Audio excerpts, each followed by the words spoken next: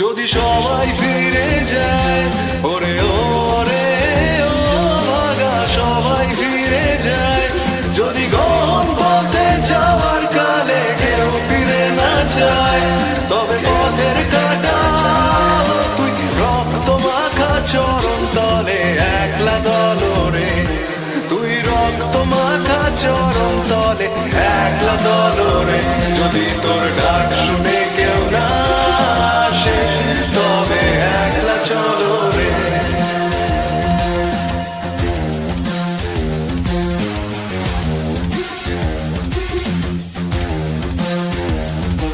যদি আলো না ধরে, ওরে ওরে ও ভাগা আলো না ধরে, যদি ঝড় বাদলে আধার রাতে দুয়ার দেয় ঘরে, তবে বজ্রানলে আপন বুকের পাঁজর জ্বালিয়ে নিয়ে একলা জলরে, আপন বুকের পাঁজর জ্বালিয়ে নিয়ে একলা জলরে, যদি তোর ডাক শুনে কেউ না আসে তবে একলা চলো রে।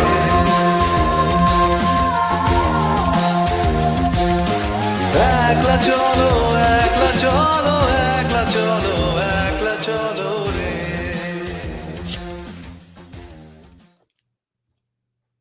Hi guys, thank you for joining the live stream.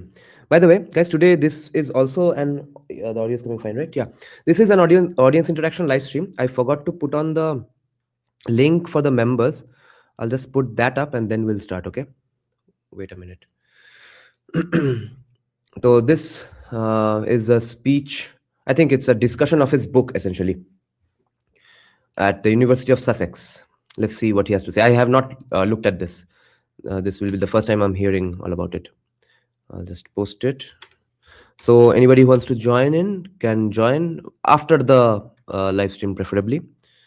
Tonight's joining stream, and of course live chat questions and points will be taken anyway. The joining stream link will be only for members because capitalism is a sucks. Let me just check out what are the comments so far. बहुत सारे comments आ गए हैं. अनन्या शुक्ला को गुस्सा आ गया. Afro-Dalit Savior, yes. Caste Matters by Yengde, no? How was it? Anybody knows that UK academia is of a bigger joke than even its European counterparts as of now? Even LSE is now going for heterodox economics and all bullcrap nowadays. No wonder LSE's ideological positions are sad. I only got introduced to Suraj Yengde in Snakes in the Ganga book by Rajiv Malhotra. If you want to see pure brain rots or unfiled content, the UK is filled with that. And some of the other side is not the conservatives, but the likes of Nigel. और Nigel Farage भोसड़ी के जो Tommy Robins को defend नहीं कर सकता है वो क्या कंजर्वेटिव बनेगा रे? हाँ वो I don't know if people will get pissed off with me saying this, but I believe in more ways than one. Tommy Robbins is the Veer Savarkar of UK in their context, at least on the political side. So if you, just like people did not stand by Veer Savarkar, and as a result of that did such a damage to the country, Nigel Farage is like that. And when he did Dalit Lives Matter during BLM protests, which literally no one cared about. Some of the points that he puts out is true. Upper caste implicitly and unknowingly sometimes lampoon people from suburb. Oh yes, of course. Subconscious casteism to hai hi. That is the point of the BBK discourse. Anani Shukla, you're not upper caste probably, so you don't know how unfair it is. It's dog shit. No. अरे भाई unfair लग सकता है क्योंकि तुम हमेशा consciously कर नहीं रहे हो, बट सबकॉन्शियसली होगा, वो तुम्हारे हाथ में नहीं है, क्या करोगे?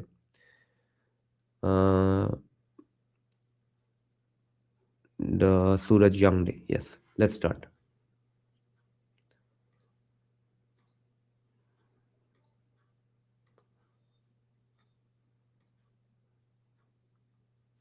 अपर कास्ट को खाली पीली गाली देना ठीक नहीं है क्योंकि कॉन्शियसली नहीं हो रहा है.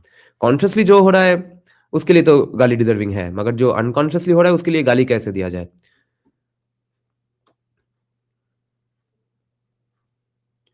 my face will be bigger.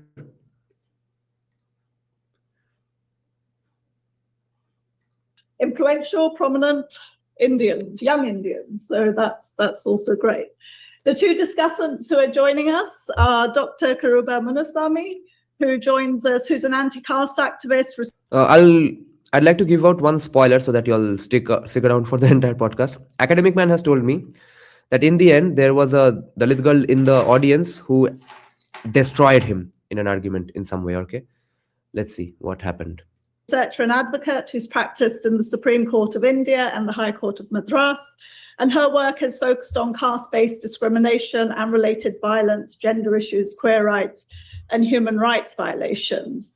She has a doctorate in law from Middlesex. और बाय द वे अनानी, वो सबकॉन्शियस कास्टिज्म सिर्फ अपर कास्ट नहीं करते हैं, हर कास्ट हर किसी के ऊपर करता है, जो कि सावरकर का पॉइंट था टू अम्बेडकर कि आप तो ब्राह्मण ब्राह्मण ब्राह्मण किए जा रहे हैं, महार भी तो कास्टिज्म करते हैं उनके नीचे जो है. तो similarly I don't have any lower caste friends. I don't have any Shaha friends. Okay. Mohini is the first Shaha person I've been able to hang out and have fun with a conversation. Everyone else Shaha in my life is my family members, therefore I hang out with them. But my friends, I've said this repeatedly. How else is that? Okay, all my friends, all my ex-girlfriends, all have been either Brahmin or Vaidya or Kaista. Because our consumption patterns match. Consumption patterns are everything in a caste situation. No, what Jai Bhim people are doing against the upper caste is not exactly casteism. It's just your generic run-of-the-mill hatred of one group against the other. Casteism is a very distinct kind of discrimination and hatred against a group. Okay, so you can say that the hatred that Jai Bhim is doing, that kind of hatred is the mother kind of hatred that any group will hate another out group. Okay. But it encompasses various strands of types of discriminations, amongst which one of them is casteism. So the Jai Bhim one is just the generic one. This one that one caste does to the caste below them, that is a very specific kind. Like Bhupen of Navavimarsh. He says that he has said this on the live stream as well. I don't have friends, etc. Why is that? He's stuck in a cleft habitus situation. Okay, उसका जो पढ़ाई है, उसका जो circles है, वो वहां पे यूजुअली होते हैं अपर कास्ट, मगर उसका कंजम्पशन पैटर्न नहीं है अपर कास्ट जैसा, तो कैसे होगा? That's why I can't hang out with most right wingers, जो भी कास्ट का हो, simply because consumption patterns don't match. And remember, I went to that Ahomia guy's podcast and he asked me in the rapid fire round in the end and said, what do you think of Mohua Moitro? I said that, yeah, I would probably have a great time hanging out with her. We would talk about, we would probably have similar tastes in movies and music and stuff. I can tell just by hearing her and getting the vibe. But yeah, politically she's a retard. And yesterday it was proven. I am even more sure now that we would have an absolutely great time hanging out. But right wingers, especially Bengali right wingers, just come from different backgrounds and have a different consumption pattern. सुबह से शाम सिर्फ स्वामी विवेकानंद करते रहेंगे. ऐसे लोग के साथ मैं क्या हैंग आउट करूं? मेरा तो कंजम्पशन पैटर्न सिर्फ स्वामी विवेकानंद तक अटक नहीं जाता है. University and has a postdoc funded. Which podcast उसका नाम मैं भूल गया. He's an old viewer of ours. क्या नाम है भाई बेचारे का? Okay, I'll ask him. Shit, I forgot the name. By the ESRC. We will also have discussant comments from Mr. Abhishek Bhosle, who's a doctoral researcher in the Department of Development Studies at SOAS University of London. And his research focuses on the critical juncture between anti-caste and land rights movements, and is really looking at the relationship between freedom and emancipation. So Suraj will talk for about 20 to 25 minutes maximum, and then we'll have comments from each of the discussants in turn, and then we will open up for questions. So please join me in welcoming Suraj to the stage.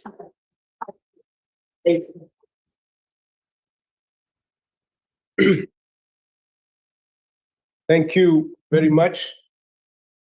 To begin with, I want to again we have to run around. So thank you. My story: I grew up in Nanded. look forward to hearing and learning from. I will present the book very briefly because I think people who have read the book will be able to justify what this book says in its form. The book, I will tell you, the way it kind of came to me was, it didn't come to me directly. I was working in a live archive, something that was happening. So as to my story, I grew up in Nanded, a small town in Marathwada in Maharashtra. And Nanded is something, if you want to compare about its backwardness, it of course ranks among the 250 most backward districts in India. Yay. And when I was growing up, if we had any serious tragedy, if you had to attend to any emergency, you had to take overnight journey to bigger cities which had better hospitals, which is Hyderabad or Aurangabad. So we were nestled in between two, and oftentimes we would hear that somebody had a heart attack and they passed away on the way. So on the way, someone dying was a very common feature from where I come. When I was growing up in Nanded, though it's a small a hinterland location, I was much aware also about what was happening internationally. The politics beyond Nanded, beyond Marathwada, beyond Maharashtra, beyond India. And one of the first instance of this was about the politics of Black Panthers in America. I did not know nothing about it. I just knew that they were Black Panthers because we also... Okay, an important observation to make here. He just said, I did not know nothing. You know that's absolutely wrong English grammar, right? It's supposed to be, I did not know anything. Why did he say I did not know nothing? Because he wants to come across as a black guy, or he wants to be black adjacent, because Afro-Dalit is his entire shtick. Now, how to be that then? The African American, let's say, anti-racism movement, civil rights movement, is in the end a separate exclusive group. It's a status group with its own consumption fucking patterns. In order to get into that consumption pattern, in order to get into that exclusive group, you have to emulate those consumption patterns. Just like the Durga Puja celebrations, the kind of Durga Puja celebrations, the kinds of clothes you see on Bollywood movies is nothing but the Durga Puja that is celebrated by only Kayastha families in just North Kolkata. And now, since that has come to be known as the way to celebrate Durga Puja, everybody in Bengal emulates that. Now, therefore, he has to emulate those consumption patterns. He has to signal that, hey, I'm giving an application here, guys. I want to join your caste. Okay. So, I did not know nothing instead of I did not know anything. And so, he has an afro. He has a hair like that. He can't have a hair of any other kind. Had Dalit Panthers. And my father was a Dalit Panther. And I grew up in the tradition of Panthers. And so this memory remained, but this was a very amateur experience that I had. Now, amateur in the sense of academic episteme, the snobbishness of academic writing, it was still raw in its formation. And I continued this. So when I went to pursue my master's here in the UK, the international outlook was still this black body. There's still these people who are fighting against onslaughts of racism and colorized violence and so forth. And so when I come here, I studied my master's. Yeah, people don't know much about this, but there was something, in fact, called Dalit Panthers. Okay, check this out. It was a revolutionary organization in India that sought to combat caste discrimination. It was led by a group of Mahar writers and poets, including Raja Dhale, Namdev Dhasal, and J.V. Pawar in sometime in early 1972. Now, you already see the pattern, right? Anybody who is a significant anti-casteism activist, at least from Maharashtra, mysteriously seems to be from the Mahar caste. Baki sab kya kar rahe the bhai? Which means Mahars are absolutely the upper caste, the guys to emulate inside the lower caste group identity. And no wonder, therefore, Veer Savarkar points out that Mahars bhi karte hai casteism unke niche. इससे तुम बाहर नहीं निकल पाओगे. Inspired by the Black Panther movement in the United States, poet-writers J.V. Pawar and Namdeo Dhassal founded the Dalit Panthers, urging a boycott of the Independence Day revelry, terming it a Black Independence Day. The movement's heyday lasted from the 1970s through the 1980s, and it was later joined by many Dalit Buddhist activities. By Buddhist, you mean the Navayana people who made up their own Buddhism. Okay, let's get back to this. It's in law, it's several things, but then I went to Africa to do my doctorate studies. Now, many people would not go down south from north, but I made that choice because I really wanted to be part of the movement and I wanted to learn from what's happening there in Africa. And there was so much to learn from, which then, of course, many iterations and years later, I wrote a book after I moved to Harvard, and then I came back to UK to do an examination of the categories of Black and Dalit. And that's what led to the intellectual history that I try to trace and write about of race and caste. Now, in this formative stages, when I moved to the US in 2015, there was a lot of active Ambedkarite anti-caste movement. I naturally was part of it because I grew up within an Ambedkarite anti-caste ethos. And so for me to find kinship with an existing people, so it's almost like Dalits who have made it and who are Ambedkarite, they are also default activists in the sense of if you are claiming your position as someone who belongs to a community and lineage, you claim a heritage, which is... I don't know what he's about to say, but he's practically describing a caste of its own. Okay, we are an exclusive group with our own consumption patterns. And in our own consumption pattern, in our own exclusive myth making, Ambedkar is our God, and we say good things about this God and do activism. That's our caste profession. Wait, I'll get to that later. To challenge the hegemonic order of caste. So inadvertently, I became is to challenge lineage. You claim a heritage, which is to challenge the hegemonic order of caste. So, which is where you also end up furthering the phenomenon of caste. So inadvertently, I became part of that struggle, and I was helping our organizations write statements and so forth. And this was Modi's rise.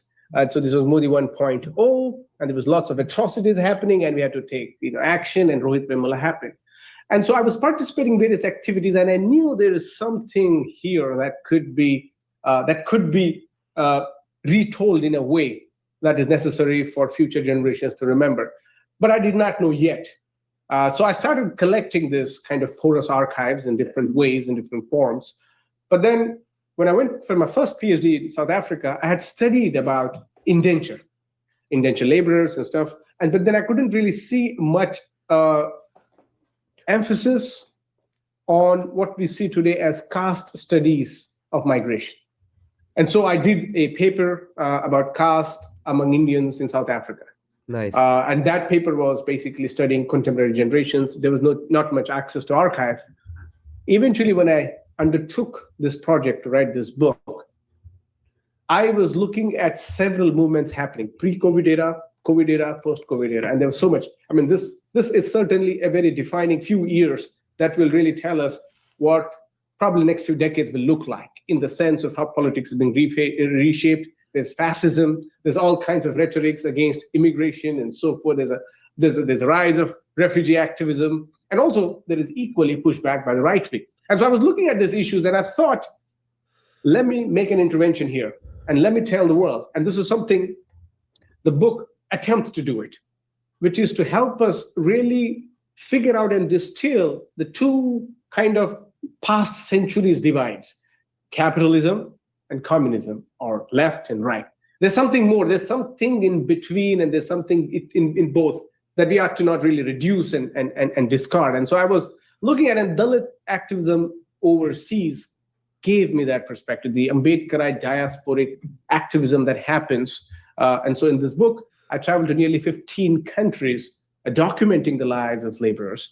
And the quest began with the position of Dalit in a political economy of caste. What is a Dalit? A Dalit is a laborer, a provider. She provides for reproduction of the hegemonic ideas, but she's also contesting. And so in that sense, I was looking at this a new recurrence of Dalit in a, if you will, neoliberal era. But for that, I had to go back to the original formation of labor. Yeah, he was so far being factual, not factual with the fascism and bullshit, but he was at least being fair as much as possible. But now he says a very wrong thing. I'll not use much galis today. But how is this a recurrence of the Dalit identity? It's not recurrence. You are first of all furthering the phenomenon of caste by joining hands with the same kinds of people and sticking to your own exclusive group with the same consumption patterns. But the recurrence of the oppression is not going on, because after all, you are touring around the entire first world, which most upper castes in India don't get a chance to do. You are going to the country which is the most prosperous country in the history of mankind, and you went there to study. You didn't even get hired to do a job to provide a service for someone. And so what I did was I was looking at how caste has to be understood, or has been understood, by a lens which is not very much intrinsic within the caste system, but very much a sort of a distant anthropological view. And that's where I was looking at. When I say global, I meant to say, in a sense, that what people around the world have looked and understood caste as. And that's where you will see the register of caste is very old. It's not colonial. It's pre-colonial. It's not pre-colonial. It goes back to back and back. And then you see even Megasthenes or Strabo, who drives much information here in Greece from what was written about India, draws the inferences and makes sense of Greece or Egyptians, for example. So in a sense, caste provides us some sort of hints for this transactional and transnational comparative contesting histories. And those epochs have been taking place different era. Now, what Megasthenes wrote, for example, may not be the same when Fahian wrote. I mean, different registers, different people, different localities, but they looked at the system that was so apparent on their face. So that's how kind of that story builds up to looking at what North Africans assumed as, or what Arabs. No, Anani, that's not what he means. Observing a situation where people live with distinctions like caste is not the same as claiming that there was caste-based discrimination. Okay. For example, let's say there is an auto union. You are taking their service, going to the office. You have your own union there. But your office union is not necessarily discriminating against the auto union, but you just exist. So a traveler comes to Kolkata and says, okay, there exist auto unions, and there exist factory unions, and there exist an IT union as well. So Megasthenes observes that. He doesn't say there is caste discrimination. Assumed the caste system to be like, which was very much in parlance with Brahminic Hinduism and so forth. And then that story comes to the modern era of colonial Dalitality, which is an outcome of very much the colonial interference and intervention into this big register of bureaucratization and very much census marcation. His point, Satyam, is that caste is the same as racism, and therefore casteism is as bad as slavery. That's the thing he wants to prove. Hence, we need to debunk this. Demarcation of various castes into subcaste unity and so forth. And so the book goes to then thinking about when at the same time that census was drawn in India around 1860, when Ibelston, Hursley, and all of these people, it's still new science, so to speak. It's very much racialized. It's much of it was discarded right within 50 years of its presentation by Ambedkar himself. But that nevertheless provided a sort of a colonial imagination of a subaltern and the exploitation of further lands, which is when the British, the Queen's proclamation when it comes to India simultaneously starts to expand to other post-slave. No, because the kind of slavery he's talking about is the African kind. And the kind of slavery you are talking about, the Dalit kind of slavery, by that standard, every IT coolie is also a slave. I think, no, I'm being overly pedantic, but um, let's say you are not bought and sold like cattle. That's slavery. That's the slavery he's talking about. That's not what happened with Dalits. Society. Slavery was abolished. And we know the story. Slavery needs to be replaced by an adequate supply of labor because people who had invested here in London in the stock, they needed their profits. So indenture became, and who were supposed to replace the slaves? These were the untouchables who replaced. By the way, indentured servitude was already an improvement on slavery. So let's not equate the two.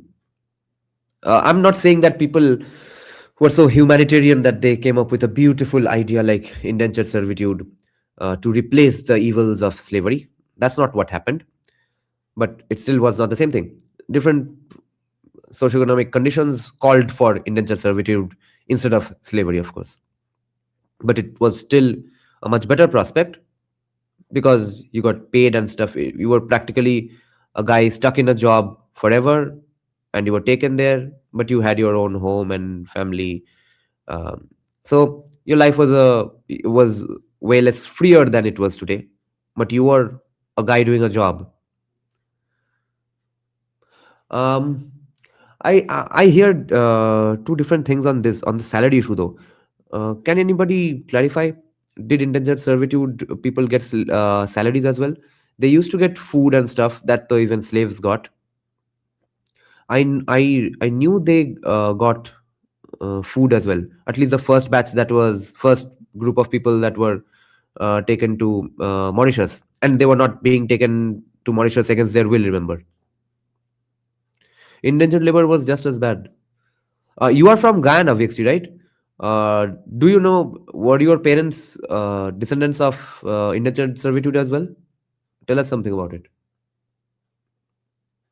The slaves, and thus their itinerary over several continents So he's saying that indentured servitude people were mostly Dalits. became, and who were supposed to replace the slaves? These were the untouchables who replaced the slaves, and thus their itinerary over several continents, but more importantly, within the Caribbean, or we see within Australasia, Indian Ocean. So the way Atlantic provided a passage for slavery, Indian Ocean provided a passage for indenture. Here there was a subordinated African labor that became slave. And in this case, it was a subordinated Indian South Asian labor that was Dalit. So here then the book kind of looks at what happens to caste once it migrates. And within this kind of distant old diaspora, I couldn't really find a Dalit person who would confidently attest to his or her Dalit identity, but castes exist. So the system that caste can exist without the uber Dalit really finds a place within this diasporic space, because majority of the ones who went, they're nearly 33% within the average census of indentures were Dalits or Shudras, again, lower castes, which we call today backward classes. They formed an important repository. They were majority who were there. And these are the groups who then assimilate or recreate themselves in a new identity. And so when I was trying to look for a chamar or a dome, Yeah, they were untouchables and hence segregated. But he's not making the connection with slavery because of that. He's making the connection just because the job was similar. Okay, Vix is saying you were made to sign an agreement and a part of your salary would be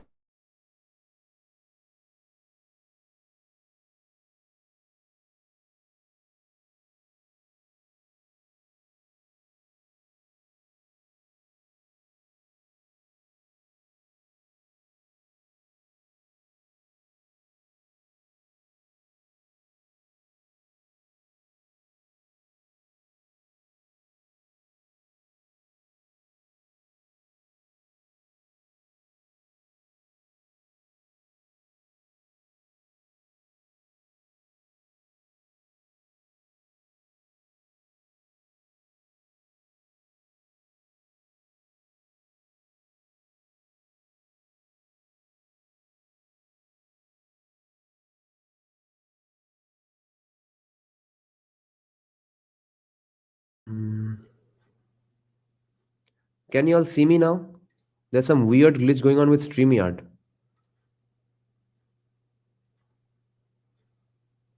You all can see me now, right?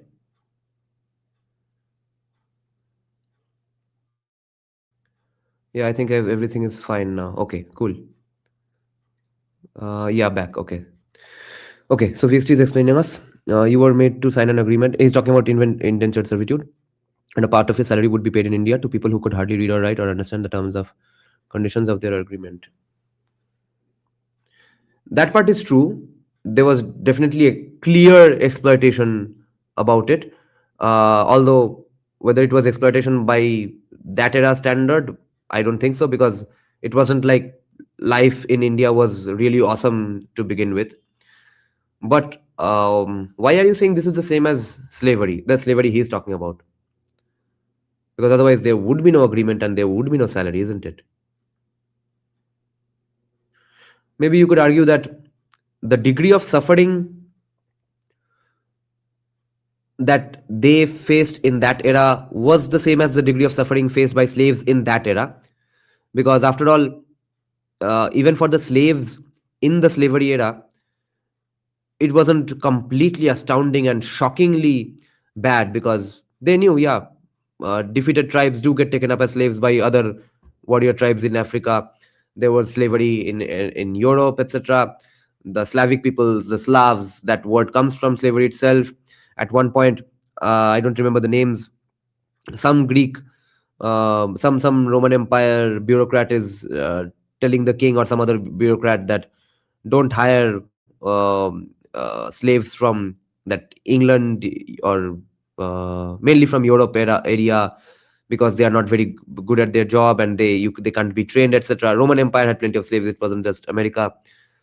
So the degree of suffering was pretty similar. That, oh yeah, my life sucks. Oh shit, now it sucks a little more.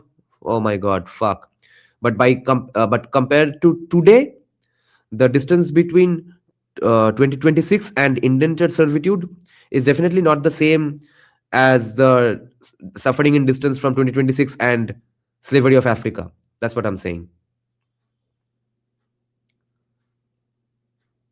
Okay, let's see VXT's replies. But listen, Guyana, the locals hated us because we were co-opting with the British, and the British treated us like inferiors anyway, with no change, with no ways to change it, because you've signed Girmitia. No, but why is this same as slavery? Okay, let's continue now, and we'll keep an eye on VXT's comments as well. Lalit Hatwar is telling Ghulam dynasty. Yeah, Ghulam dynasty, Mamluk. I don't have any agenda. Most LC lower castes were treated badly in the past. I think we should be more considerate towards them. It wasn't all bad by the standard of that era. That's the only problem with the discourse. Or a Bangi or a Paraya, there's no existence of people who could confidently attest to that. But there are nevertheless Brahmins, there are Khatris, and various others dominating classes. So it really gives us a complex picture of what happens. And so that then picture comes to contemporary migration happening within the Middle East, the Ambedkarite diaspora that's actively contesting against caste through the ethos of anti-caste movement that is drawing direct inspiration from Indian movement. And much of the UK activism, for example, is a direct output of Ambedkar's activism that was formed through Republican Party. Republican Party cadres come here. They formed themselves 1960 onwards. We see a vibrant Dalit movement existing, which is trying to use... Yeah, good question, VXT. I think the African slavery was worse because there was absolutely zero consent in it. That's all. Use whatever avenues of expression they can, trying to get into office. But the Dalit kind of epitome of trying to become what Ambedkar provided as a ruling class really did not translate here. And so we see labor interacting with various other racialized or what we call formation of ethnicized identity. So in that sense, I think the book tells you the picture of several countries, several continents, and also focuses on the singularity of this universal subject of Dalit, which has not been done as a Dalit, as an existing, as an independent tautology, as a category that can have its own autonomy without dependence Okay. on the preponderance of I take back one word, one comment I made in the beginning to Anani Shukla. I was explaining to Anani Shukla that lower castes discriminating against upper castes in any way is also the exact similar kind of casteism. I said that that is not the case. It's casteism only when upper caste, any caste does it to a caste lower than them.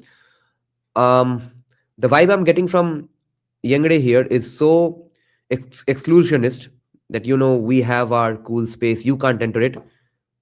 I have to call it casteism. Yeah, there's no upper or lower to this. VSC Singh, I'm talking about the experience as a laborer once you've already given consent, which again wasn't much of a choice for most of the people.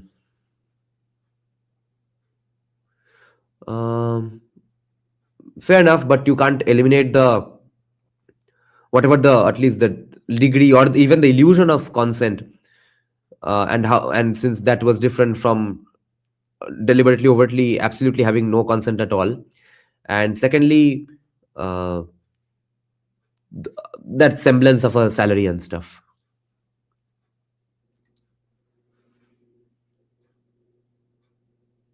other Hindu, Muslim, or fourth or national logics. They exist on their own, and nationality or national identity is but just a secondary objective for their own performative sense of a Dalit subjective.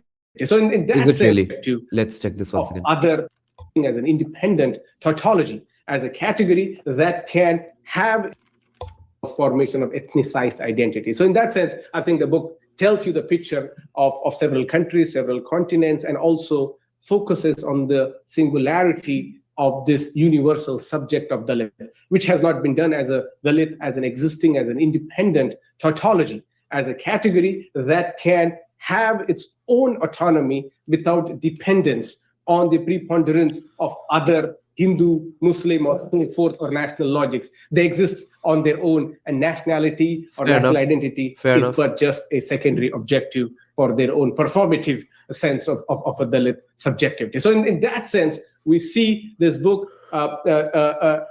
bringing the individuality of Dalit, not just within South Asia.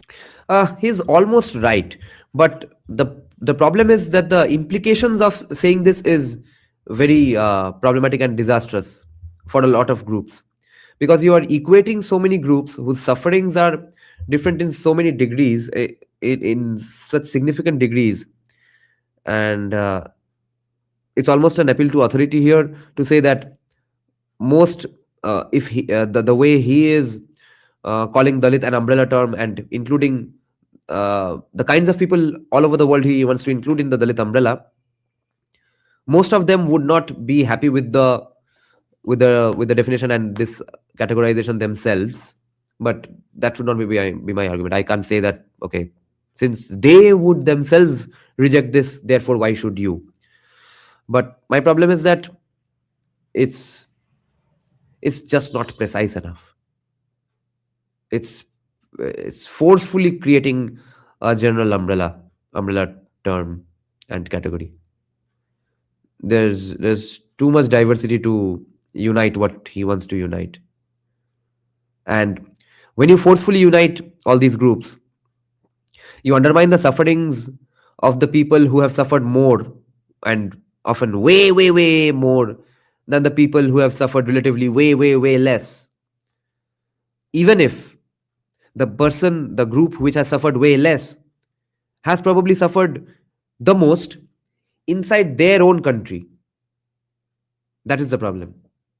You are going to end up undermining the suffering of that guy who also suffered the most in his own country, but the nature of that suffering was way more than the other guy.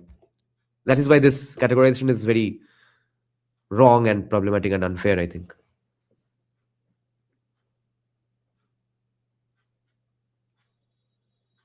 And confines, but it goes far beyond in different geographies. And this is a story which is really placing the global nature of caste, the commerce of identities that are exchanged, but where I call about the cosmopolitanism of Dalit universalism, which is not looking at self in a self-obsessed, inward way, but the meaning of Dalit is to look at outward solidarities. So that's where you will see solidarities with African American movements, solidarity with Africans, and so forth. So the Dalit universalism then becomes a very cosmopolitan.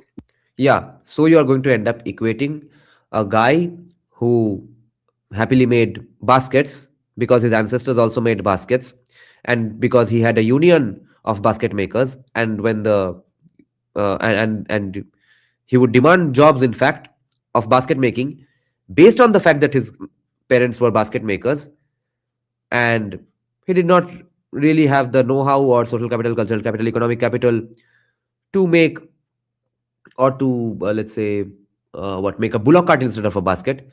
You are equating that guy's suffering with a guy who was taken up on a ship and shoved like fucking cattle and taken across the continent. What in the fuck? That is the problem with this discourse. Nature of our modern times. And that's how the book kind of presents to you this kind of Dalit-centric universality, which is not about universalism of this one group, but how a Dalit sees and connects to the universal logics of belonging. Thank you. So maybe the obsession with universalizing it is the core problem here. What do you think, guys? Anytime you want to universalize something, it goes to shit. Communism, Hinduism, Buddhism, many religions who talk about universal values, etc. Or even libertarianism these days.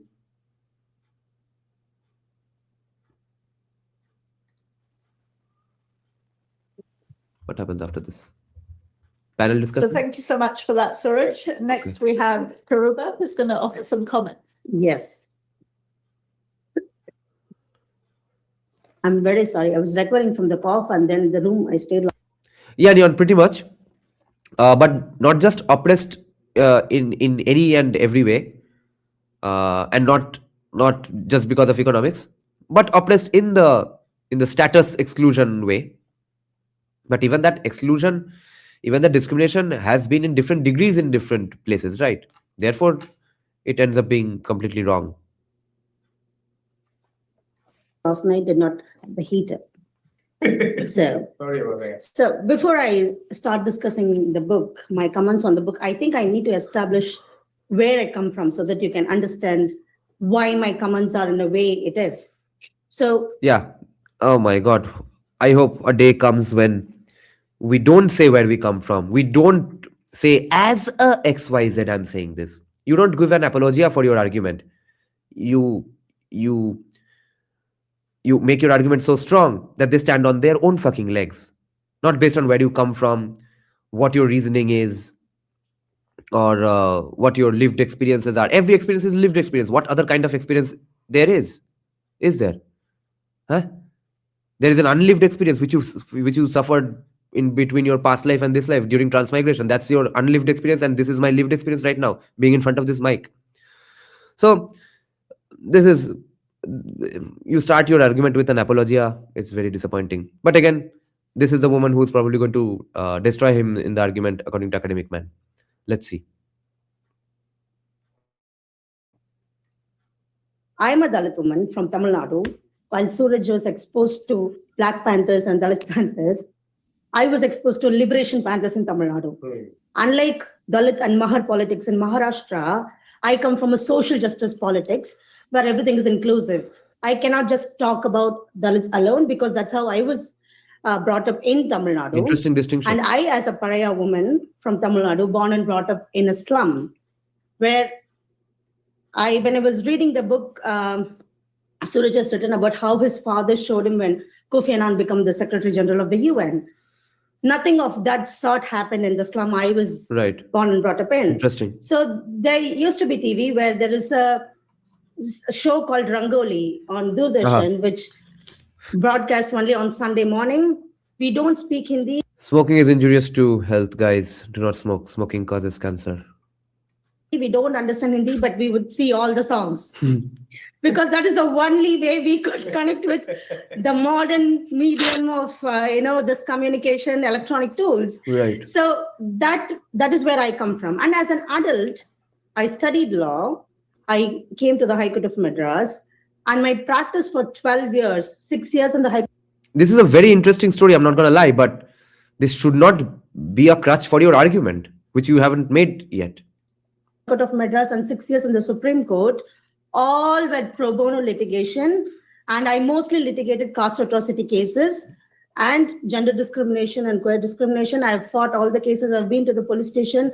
So to put it precisely, I'm a critical legal scholar with 12 years of ground experience and another 25 years of lived experience. So I come with a critical lens here. So Suraj just told about the book and the chapters. And when it was 12 years of lived experience and other 20 years of unlived experience. I mean, that's not even anatomically, biologically possible. Reading all the chapters, and I also bring in another set of knowledge to this discussion, because my PhD was on the cases of caste violence in the Supreme Court of India, where I studied all the caste atrocity cases that have been appealed to the Supreme Court since the enactment of the law in 1989. And then in the introductory chapter. Okay, guys, I don't know the name of the law. Is she talking about the SCST Act? I've studied how caste violence, caste-based violence is inherent to caste. How caste as a system cannot function without having violence as an inherent feature. Okay.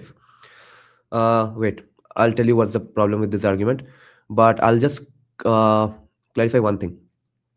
RMH, she can actually do this. She can take most of her cases as pro bono because there are NGOs who fund her. Okay.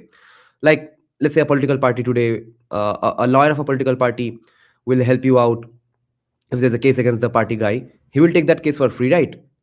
But he does get paid for it by the party in the same way. Okay.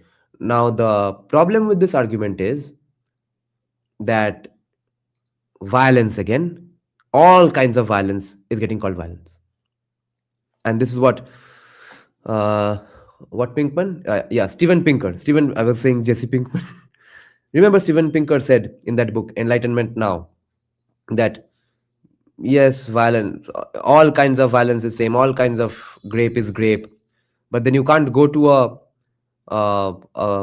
let's say, grape victim facility and say, I am the same as this victim because I have been grape because of bad pollution. Okay, that is also violence. That is also a grape on the environment, and I'm a victim of it. You can't say that. Therefore, all violence cannot be the same, and therefore, a basket maker is not the same as a Holocaust victim. So I had to go to pre-colonial period about right-hand and left-hand caste groups in Tamil Nadu, and how violence has been used as a tool since the Varna time, and then Jati time, and then after the modern codification of backward caste and scheduled caste. So violence. True. That cannot be called technically pro bono. Then how does she survive? Then she probably gets funded anyway, that, yeah, you're doing such a good job, you're an activist for us. Maybe she writes on the side and stuff. She used to write during that time. Yeah, but there are definitely support ecosystems for her, you know that. So yeah, she might be able to do completely pro bono and still make a living.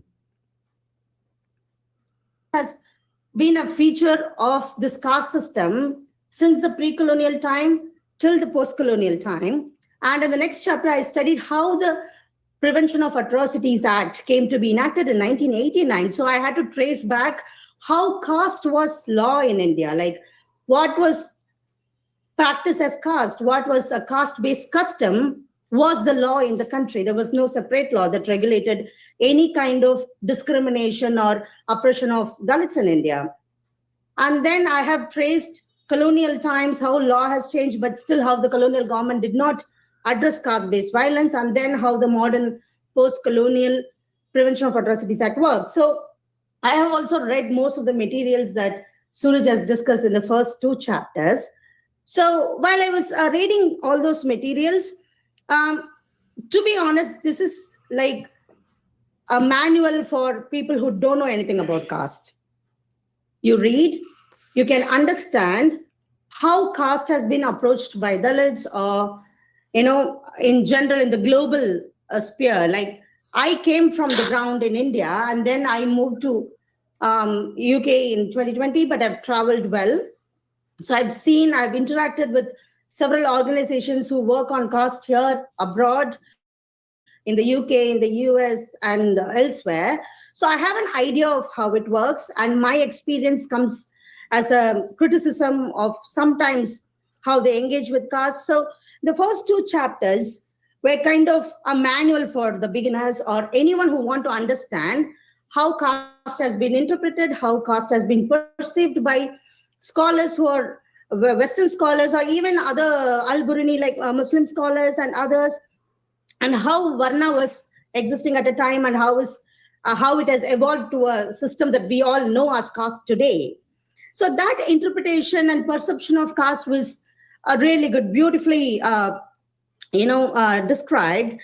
But while going to the further chapters on race and caste in the age of Dalit Black Lives Matters, I was having a different idea of how the chapter would be when I started reading it, because to me, Dalit Lives Matter was, something that was focused in the abroad when there is a violence there in India, back in India. For example, I was talking about Hathras on Al Jazeera, BBC, everywhere, because Hathras gang rape was not properly handled by the government. When Nirbhaya incident happened in Delhi, she was taken to Singapore, but the Hathras victim, she was in a government hospital. Here she is factually correct. It's a fair point to bring up. But it goes on in Bengal, and maybe she would talk about it if she knew of it. But the problem is, a lot of her fanboys and fangirls or senior professors who would say that, yeah, she's doing the right thing, a lot of those people will not say that the main reason the Arjikor movement happened is because she was a BBK from Kolkata. That's why. Just yesterday I made the video, yesterday or day before yesterday, I made the video about that minor girl who got raped in an abandoned Hindu motor factory just outside proper Kolkata. Have you even heard of it? Nobody gives a shit. Just about 4 days after the Arjikor incident, an 8-year-old girl in Kuch Bihar got raped by a 58-year-old Muslim man. Nobody gives a shit.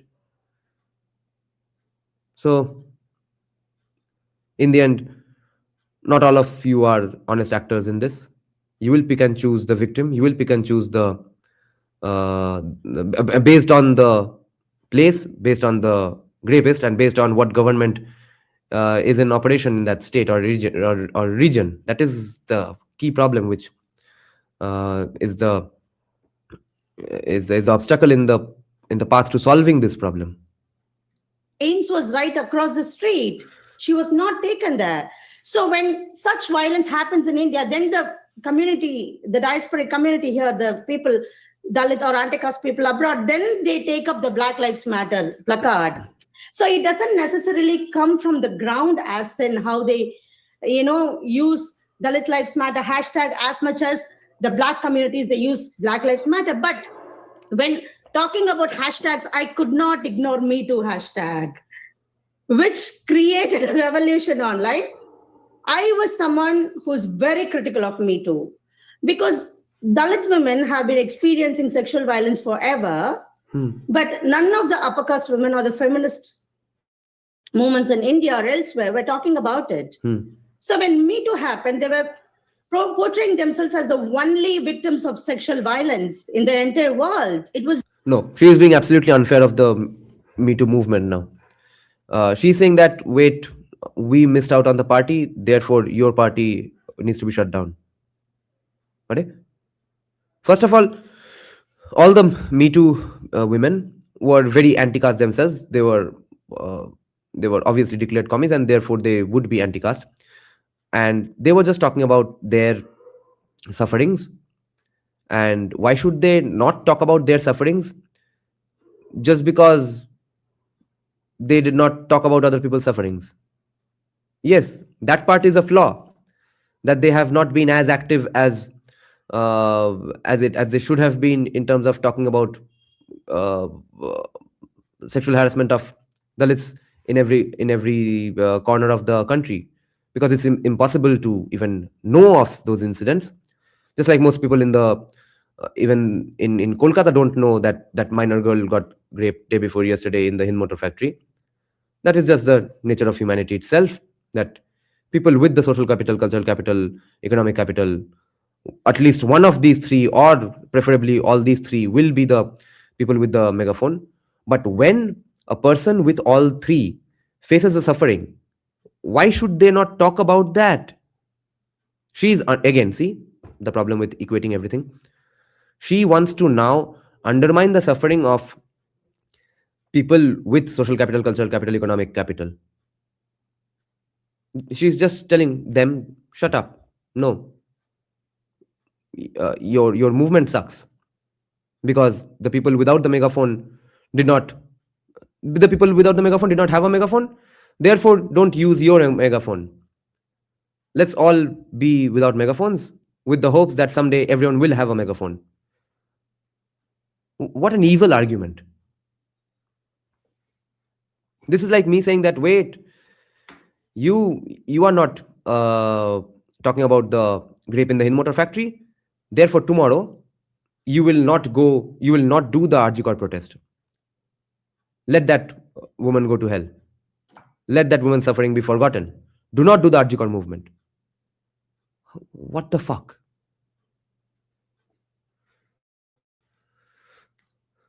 Very disturbing for me, because every time there is sexual violence against Dalit women, we used to stand on our own. There was no solidarity at all. But factually correct and fair enough. But why should the people who did stand on their own as well, but just happen to have a bigger megaphone, not stand on their own as well?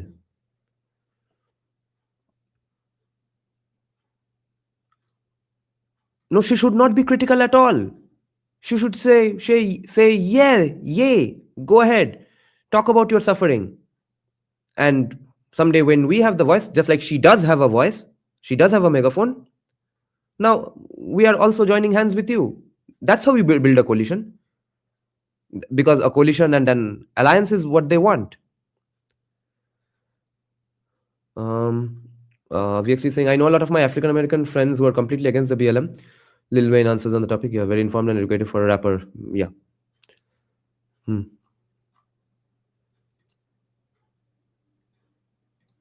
post Me Too, there was a solidarity force between feminist, mainstream, or they call themselves mainstream, so mainstream upper caste feminists, and Dalit feminists in, at certain level. So throughout the book, I did not see this intersectionality. This intersectional perspective was missing for me as a Dalit woman when I was reading about caste. So intersectionality missing from a situation is just the way of the world. Okay, it just because something is the way of the world doesn't mean it has to be good. But why would you demean someone's suffering just because your suffering went unacknowledged? That is pure evil. When I started reading, I was expecting this Dalit Lives Matters, this discussion to come up from how the incidents happening in India is actually, boosting all these things, and in the chapter Race and Caste, Suraj rightly calls out the Bollywood boosting all these things. What does that sentence mean? She did not finish that sentence. Stars, and how the upper caste led media houses have been supporting Modi, and he was talking about colorism, and how Bollywood stars who promoted for creams, light skin creams were talking about Black Lives Matter when David Floyd incident happened.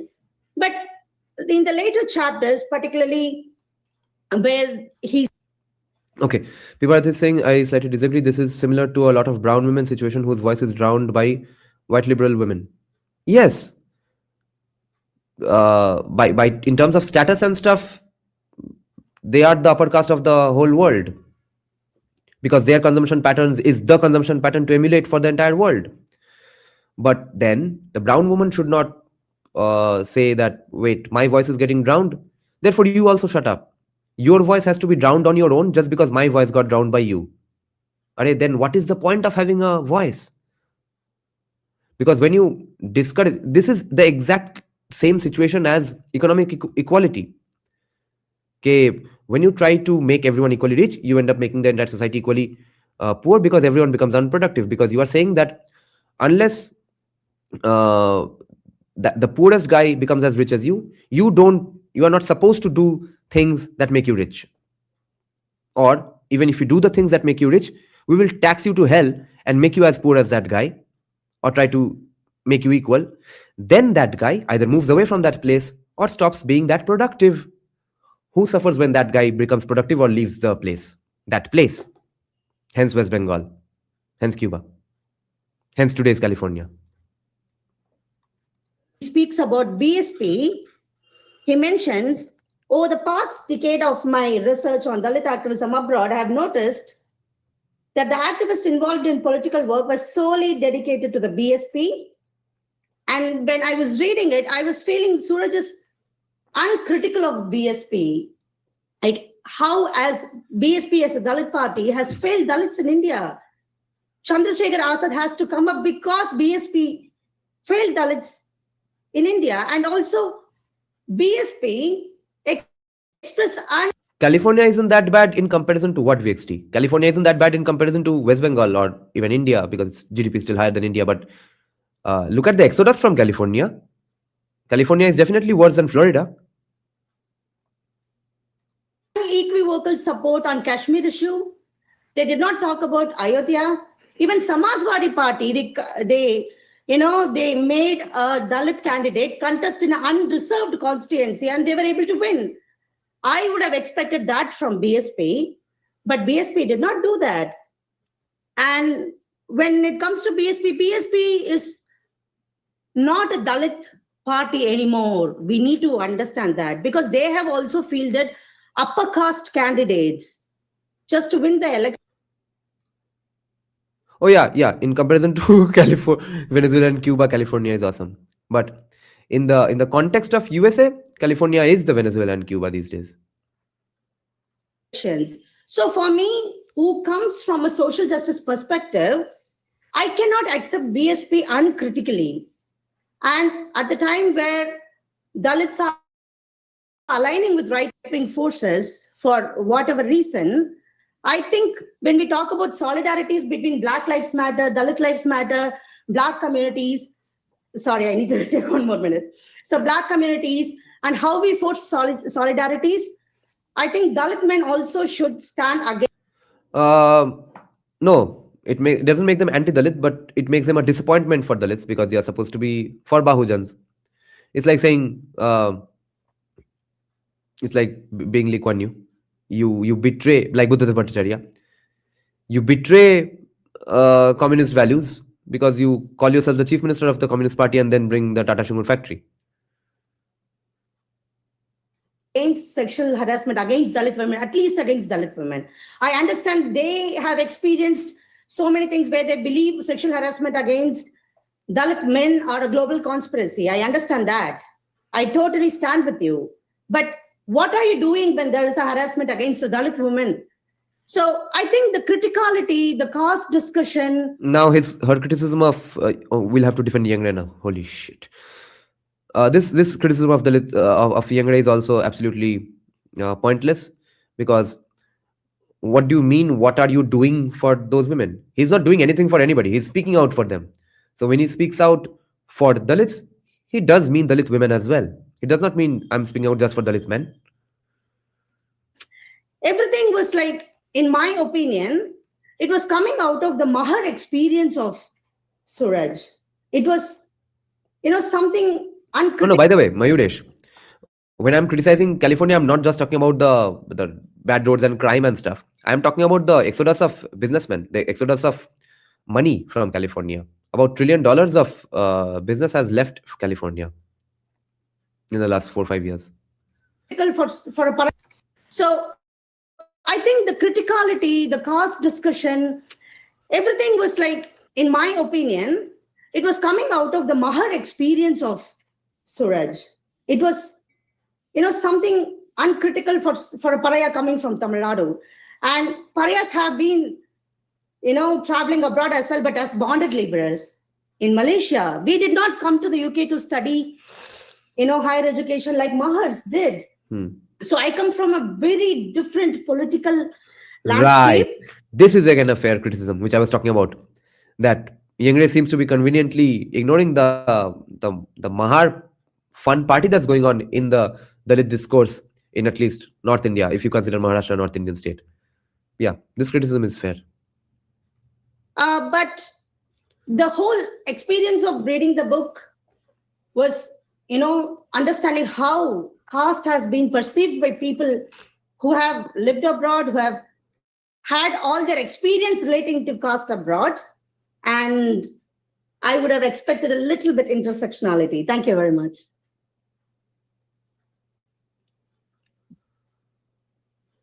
He'll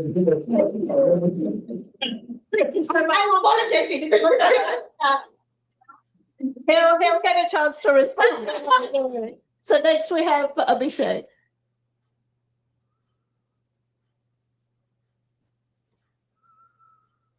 Okay. No, she's not saying just that. She is saying that, but she's saying that yes, my consumption patterns did not get recognized by you. She's kind of claiming that you are the upper caste here. I suffered more. Okay, Native is saying 90% cases in the SC/ST Prevention Act is on other Dalit communities or other OBC communities. Brahmins, Kshatriya, Vaishya hardly do any SC/ST violence except for systemic violence. Right. Even that should not be called violence. That word violence should be reserved for much serious situations. But yeah, other OBC communities, yeah, especially in the south. Thank you everyone for joining for this ride. Congratulations, Suraj, for this book. Thank you, Priya and Chandni, for organizing this event and inviting me on this panel. Just starting with my point, just show my agreement with Kiruba. But one more thing, we are still, as a Dalit movement, anti-caste movement, facing the challenge.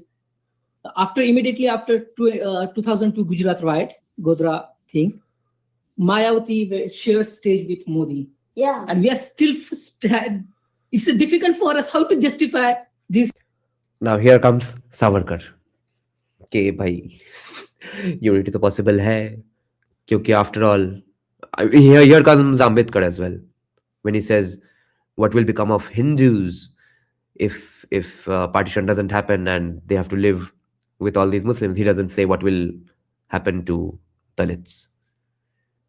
That's the pragmatism and the awesomeness of Ambedkar, that he was able to observe that these people are completely ignoring the existence of Jagannath Mandal.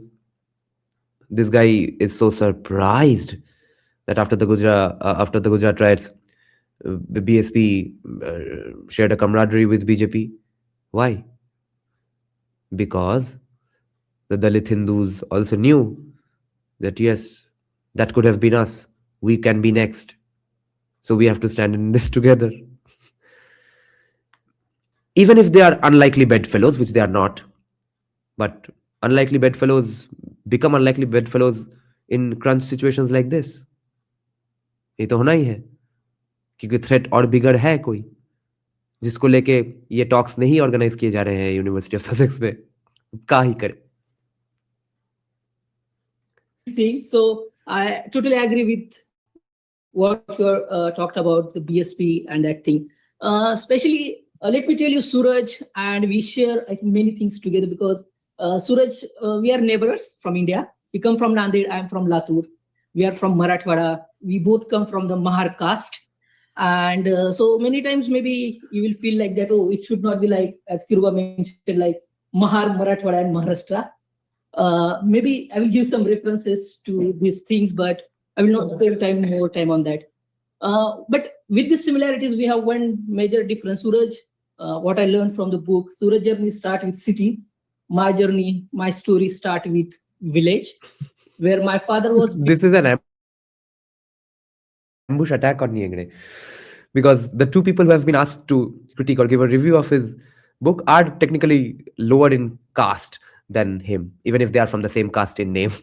तो येंगड़े को यहाँ पे धोने के लिए बुलाया गया है. देखो क्या क्या दलित बनेगा रे तू, तुझसे भी लेसर प्रिविलेज वाले को हम लाएंगे तेरे सामने. ये क्या कर दिया यूनिवर्सिटी ऑफ ससेक्स ने. Returned because he entered the temple or the school in 1960s. And Because it's a very fair point. Yeah, you might be a Mahar, but you are a Mahar from the city. I'm a Mahar from the village. Obviously, there's a difference. Just like a Brahmin Boy caste of Kolkata is not the same as Brahmin Boy caste of Bakura. Because then he migrated, he got the job. He came to city, but still caste was there. I completed my graduation in a small town in Maharashtra, in Marathwada, and then went to Pune for my higher education. Still, caste was there. I started working in the Indian universities for 7 years. Caste was there. I got frustrated with this thing. We will just take it at face value in that caste was there, because if we get into in what ways was caste there, then everything is going to fall apart anyway. I shifted to UK. Of course, thing is here, and it's more in a problematic way from both sides. Okay. Yeah, so this is the thing, but considering my own trajectory, I find this book is interesting. And as Kiruba mentioned, Suraj provided the overview. If you're Ekire bhai, tui koththeke eli? I always knew you were a secret right winger. I observed that in your post. But how the fuck did you find my channel? Guys, this guy used to be a guitarist in a band. His band song was probably the very second or first song I ever mixed in my life in 2012 or 13. Where did you find my channel? Fuck. working on caste, you will not find many new things. Suraj provided the summary overview of the existing theories, literature, debate around the caste in his book, and the important addition. Nina, do you think we are in any position to give him or not give him legitimacy? He's in the University of fucking Sussex. Remember always, Nina. The entire world is playing cricket. They're not going to start playing football just because you want to play football. You're not going to enter the cricket field and start kicking the ball. You'll have to win at cricket, buy off the fucking stadium, turn it into a football stadium. Is about the archival stuff in that thing. But I told you my story of my father, but he was beaten and he was donated the roof for the temple. And that realization is very important for me when I'm talking here, that Dalit money in a new capitalist world, Dalit money is sacred, but Dalit touch is impure. Okay, still you will find that people are not allowed in the temple, but they will come to collect the monies for the Parayan and Saptah. So this is a capitalism and caste is going together. And I think we have to talk more about this thing. And Suraj book provides these possibilities. Of course, there is not that much debate in the book. No, this Dalit money being impure, but Dalit touch being Dalit money being pure, Dalit touch being impure is a pretty fair criticism, because I'm sure all the people who have ever treated an untouchable as an untouchable and asked them to not sit beside them and go away from me, भाग भुसड़ी के मंदिर में मत घुसो चुतिए, ये सब जिन्होंने बोला है, I'm sure they have had no problem with the दान they did in the temple. उससे पुरोहित का सैलरी देने में कोई प्रॉब्लम नहीं हुआ, आई एम श्योर. उस पैसे का नोट को क्या गौमूत्र छिड़क के प्यूरिफाई करवाया गया फिर वो नोट लिया गया? ऐसा तो नहीं है. This is a possibility for future scholars. They can work on this issue. In India, we generally every time talk. So I come from Maharashtra, though. The literary movement in Maharashtra is the important Dalit expression from that period, and Suraj has interestingly engaged about that thing in his book. But many, when we talk about this, भाई देखो दोनों का क्या हाल है. Argument शुरू करने से पहले 15 मिनट बायोडाटा के you know my argument needs to be taken seriously because I am from here. ये लिव्ड एक्सपीरियंसेस का चुतियापा के लिए ही सबका आर्ग्यूमेंट्स इतना चुतिया है आज के दिन में. आर्ग्यूमेंट्स वीक होंगे ही क्योंकि तुमने तो पहले से ही अपना स्टैंडर्ड्स लो कर दिया है कि मेरा आर्ग्यूमेंट अपने दम पे खड़ा नहीं हो सकता है शायद, देयरफॉर पहले मैं क्रच बना लेता हूं. This is like not running before you can walk. This is like building a crutch before you can walk, before you know how to walk. पहले क्रच बना लेता हूं, चलना सीखना बाद में होगा. तो अगर सबका डिग्रेडेशन ऑफ आर्ग्यूमेंट्स होते रहे तभी ऐसा सिचुएशन आता है कि कोई भी आज के दिन में random high school guy, college drop out can defeat any of these guys in a debate because they have lowered there standards of thinking skills, argumentation skills on their own. Nobody has forced them to do this. They have said, no, my argument might be weak, but I have suffered more. तो तब argument कैसे दोगे? और मान लो कि ठीक है, debate का बात तो छोड़ो, डिबेट में हारते रहे ठीक है. प्रॉब्लम है कि therefore they will never solve any problems because you have not thought hard enough about your problem, because you have not thought hard enough before formulating an argument. तब तुम्हारे मूवमेंट का क्या होगा? तुम्हारे प्रॉब्लम्स के solutions का क्या होगा? तो अब तुम जब कोई पोजीशन ऑफ पावर में बैठोगे किसी भी प्रोफेशन में, प्राइम मिनिस्टर हो या सीईओ, तुम क्या उखाड़ोगे? You have lower standards of your brain on your own, out of your own accord, just on the basis that you suffered more. खुद के ऊपर खुद ने रिजर्वेशन डाल दिया है. भुगतो अब. Dalit literature thing. World got to know about this literature when it translated. Okay, where I situate this book in this whole picture. Yeah, that is Dipankar Gupta's core argument, which is why all these people hate Dipankar Gupta. They hate these days Irfan Habib and stuff. I know of a significant social science institution in South Kolkata, which is really significant, just for social science. Excuse me. Where Romila Thapar, Irfan Habib, Dipankar Gupta are actively avoided because they say the things they do. Recent example, I will tell you, many of you know the Shahu Patwa. He wrote a fantastic book on the Dalit kitchen of Marathwada. He's again from our region. And that book, when he published that book 10 years before, Marathi literally circled, totally boycotted that book. But now it's translated in English. Now he's getting invitation to all the literally context. ये बहुत सारे context में बहुत सारे लोगों के साथ भी हुआ है, not for casteism at all, and not even because of caste-like situations, but Ambedkar's book for 1942, Pakistan Partition of India, was forgotten. Savarkar was forgotten. आज सब reprints हो रहे हैं ये सब books के. And everywhere. So this is, I find, this is a initiation point for the discussion from the Dalit lens about the caste. This is just beginning coming from a Dalit perspective, which is a very important thing. But when we are talking, recently we screened the film about the Gale, and I was talking that Gale's work was important because now we are many of you are concerned about, we are writing the Hindutva groups in India. They're writing the third draft of Indian history. First was written by the Britishers, second was written by the Indian elites, especially inclined to the left or the Marxist group. And now Hindutva groups are coming and they're writing third draft. So Gale was in that second phase. Gale intervened about the caste in that second phase. And now Suraj, what he's talking about in this book is an important contribution to counter that third draft. Okay, and I find that is important. Ishan, first of all, last year's CDC was way better than this year's CDC. And secondly, yesterday's 5-hour live stream, the second half of it was a live reaction and discussion of the debate. So check that out. Thing about this book. But I always find the story of caste is not always about Dalit. It's always about the upper caste privileges also. And we have to talk about it. I will give the one example. In every country in the world, you will find the Marathi mandals, Marathi groups, and the Maharashtra mandals. And all they are led by the Brahmins, upper caste people. You will not find any Dalit in that group. So how they are flexible. अब देखो, ठीक है. I know people get bored of me talking about BBKs, but check this out. Key problem यहाँ पे क्या point out किया जा रहा है from that girl as well as this guy. Okay, first of all, Me Too काहे किया? तुम्हारे पास bigger voice था, voice काहे दबा नहीं दिया खुद का?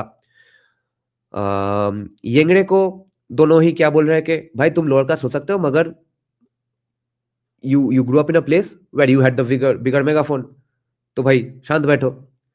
Magar, after all of these people are upper castes in comparison to the lower castes of West Bengal, because at least you know these things are happening. At least you know that in those Marathi mandalis there are only Brahmins. You don't remember. It doesn't come to your mind that every Bengali you have heard of, every Bengali stalwart in academia you have heard of is a Brahmin boy. So because there's no one to talk about these things. The only guy talking about it on the social media is a college dropout middle caste guy who has 15,000 subscribers, not an academic. So dekho, you are also in a position of huge privilege in comparison to West Bengal's lower caste.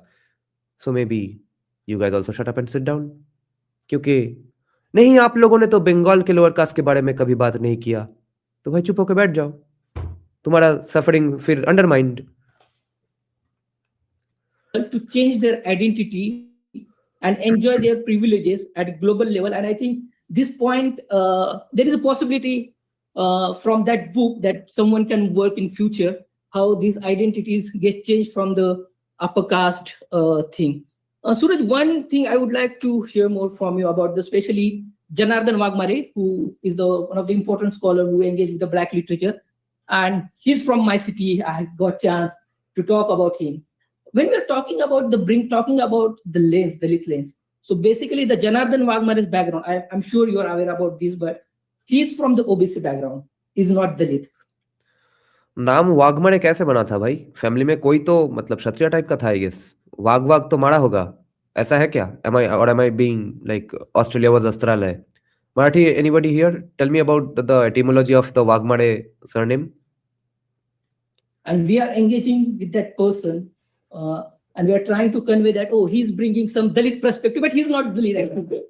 Okay, so I think we'd like to hear more, and it's a very interesting connection with the Mahatma Phule. Mahatma Phule again come from the Mali background.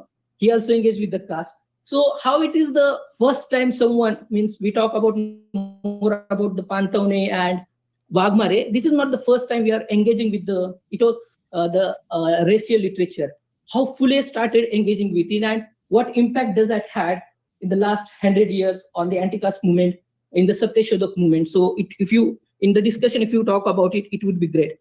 One more thing I felt I must talk about this, especially about the Namdev Dhasa. So Suraj mentioned about Namdev Dhasa as the leftist panther.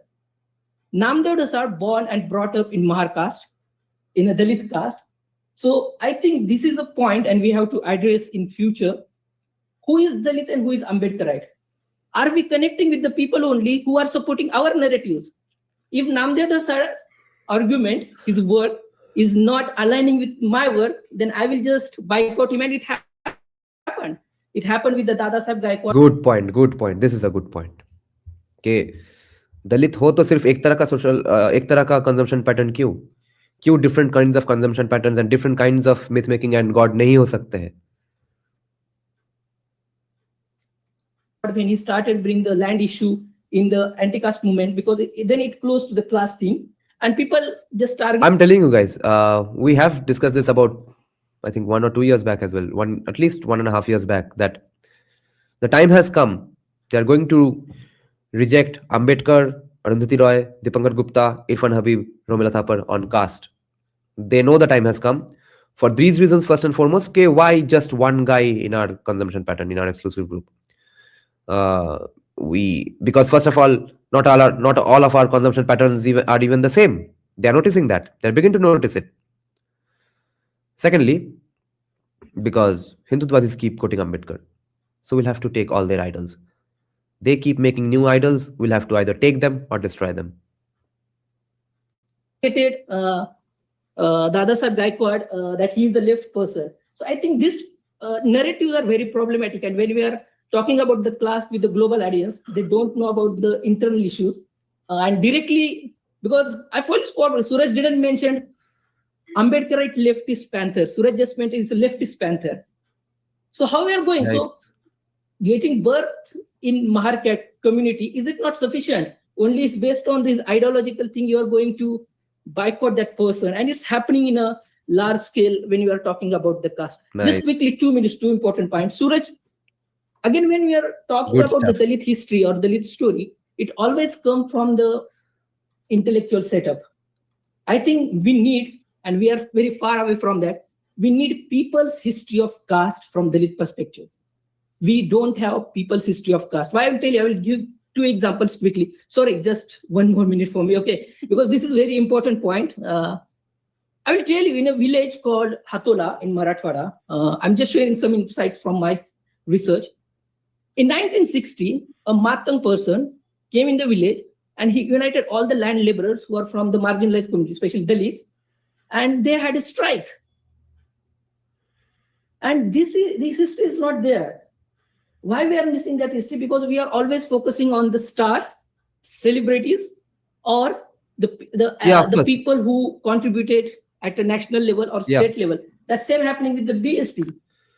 For me, when I'm talking about the people's history of caste, these small contributions at village level that are very important, and we are missing that. These are not documented anywhere. I will tell you one more story in the Mang Vadgaon village in Marathwada. A Mang person came and started. Same argument नहीं, same argument again. कि भाई जिनके पास मेगाफोन्स नहीं था वो अपना voice सुना नहीं पाए, तब जिनके पास मेगाफोन्स है वो सब बैठ जाइए. Started Ambedkar Jayanti in 1965. He faced attack. He was beaten. This is a history. Yeah. This is a story. Okay. And we have to talk about this thing. It's very important. So talk about Yengde कहाँ के तुमको, we have to defend Yengde here guys. तो भाई Yengde कहाँ तुमको बोल रहा है ना टॉक करने को? मीटू कहाँ बोल रहा है उस लड़की को ना टॉक करने को? अजीब बात है. तुम Yengde का सफरिंग काहे अंडरमाइन कर रहे हो? तुम मीटू वालों का सफरिंग काहे अंडरमाइन कर रहे हो? अल्टीमेटली जेलसी के अलावा क्या है argument? And it's very important when the right-wing government, right-wing politics in India, they are trying to get benefits from these tensions. Mahar and Matan. So Also known as Hindu unity. it's not important to boycott them. And as Suraj totally missed the Anna Bhausate's contribution. Suraj mentioned who is the now Matang leader. Missed. क्या क्या criticism हो रहा है Yengde का? Holy shit. ये तो Uno का ढम पे हो गया बोसरी के. I thought I'm going to make interesting observations and critiques about Yengde. तो Yengde को डिफेंड करना पड़ रहा है बैठ के. What does he mean Yengde missed this guy and that guy? क्या each and every आदमी का ढूंढ के अगर कोई भी कास्ट एट्रोसिटी मिस हो गया Yengde, तुम जिनके बारे में पता है उनके बारे में भी नहीं लिख सकते हो. This is the demand from Yengde.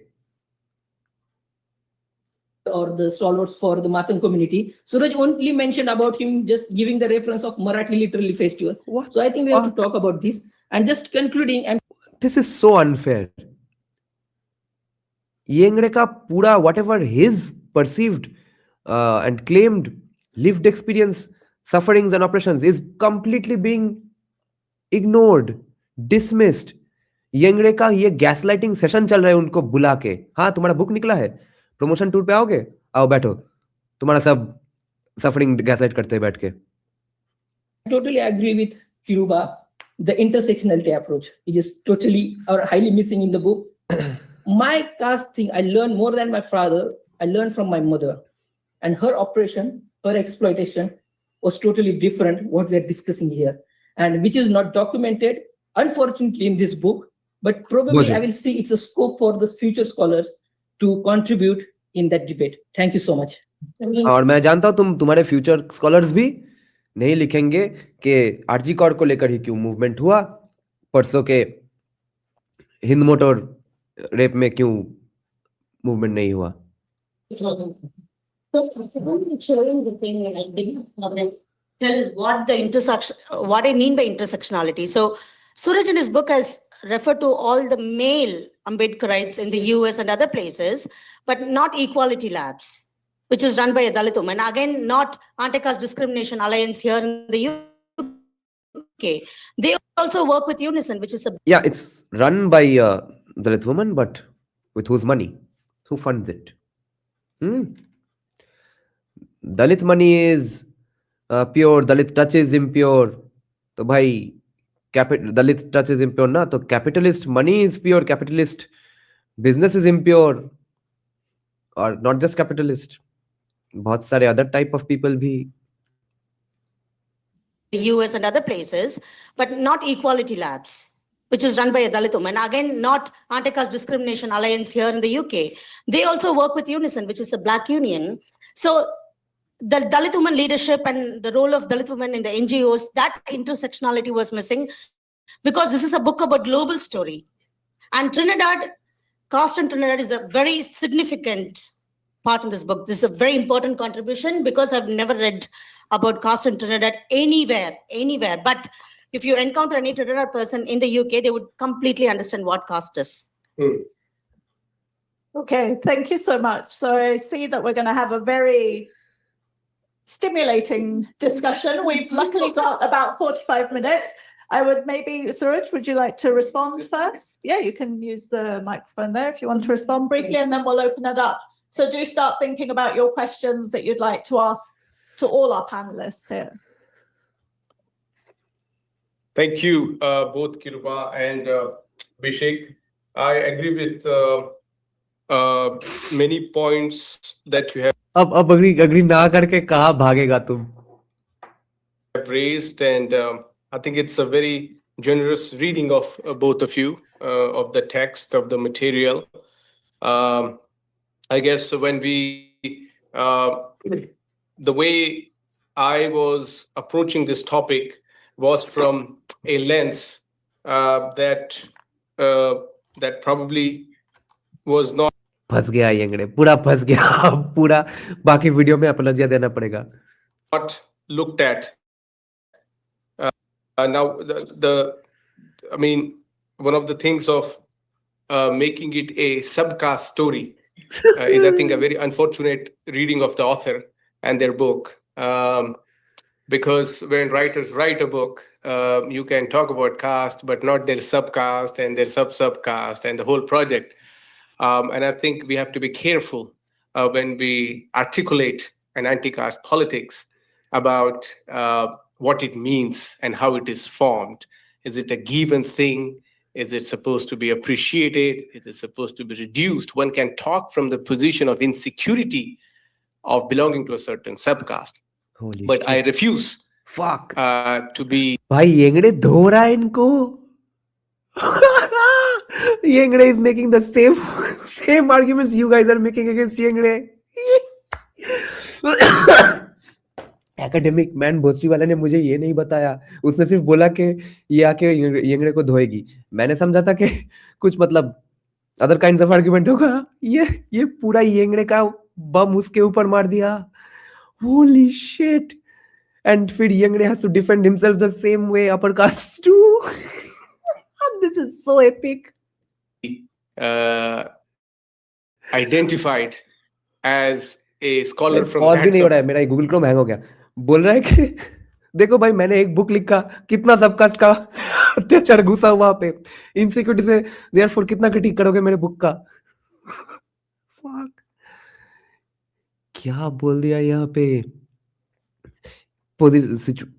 From a position of insecurity आके सबका मत करो, मेरा बुक का स्कोप उतना नहीं है, यही बोल रहा है थोड़ा politely. caste community. I think that's a very reductive and that's a very unapproachable येंगड़े बोल रहा है ये reductive. way to comment on a book by an author who writes about caste. I think okay, एक और argument है कि देखो, पहली बात तो अब मैं वही आर्गुमेंट से तुमको काउंटर करूंगा जो कि अपर कास्ट मुझे देते. But not only that, I am one of you. I'm trying to fight your fight. Why are you attacking me? have to be we have to think about how do we direct our. और थोड़ा पढ़ के आओ, ये क्या criticism दे रहे हो तुम मेरे बुक का. You don't know enough. पूरा का पूरा अल्टीमेटली जिस चीज को कास्टिस्ट बोला जाता है वो अल्टीमेटली येंगड़े ने कास्टिस्ट, उनके डेफिनेशन से कास्टिस्ट काउंटर आर्गुमेंट ही दिया. This is cinema of the highest. I am not going to say that Dhurandhar is the best movie in the year. This is the best movie of the year. Oh, this is from last year actually. So yeah. critique of the text, because nowhere in the text you will read about what it means to be belonging to a certain specific subcaste. The whole project is to form a cogent understanding of caste from diverse perspectives.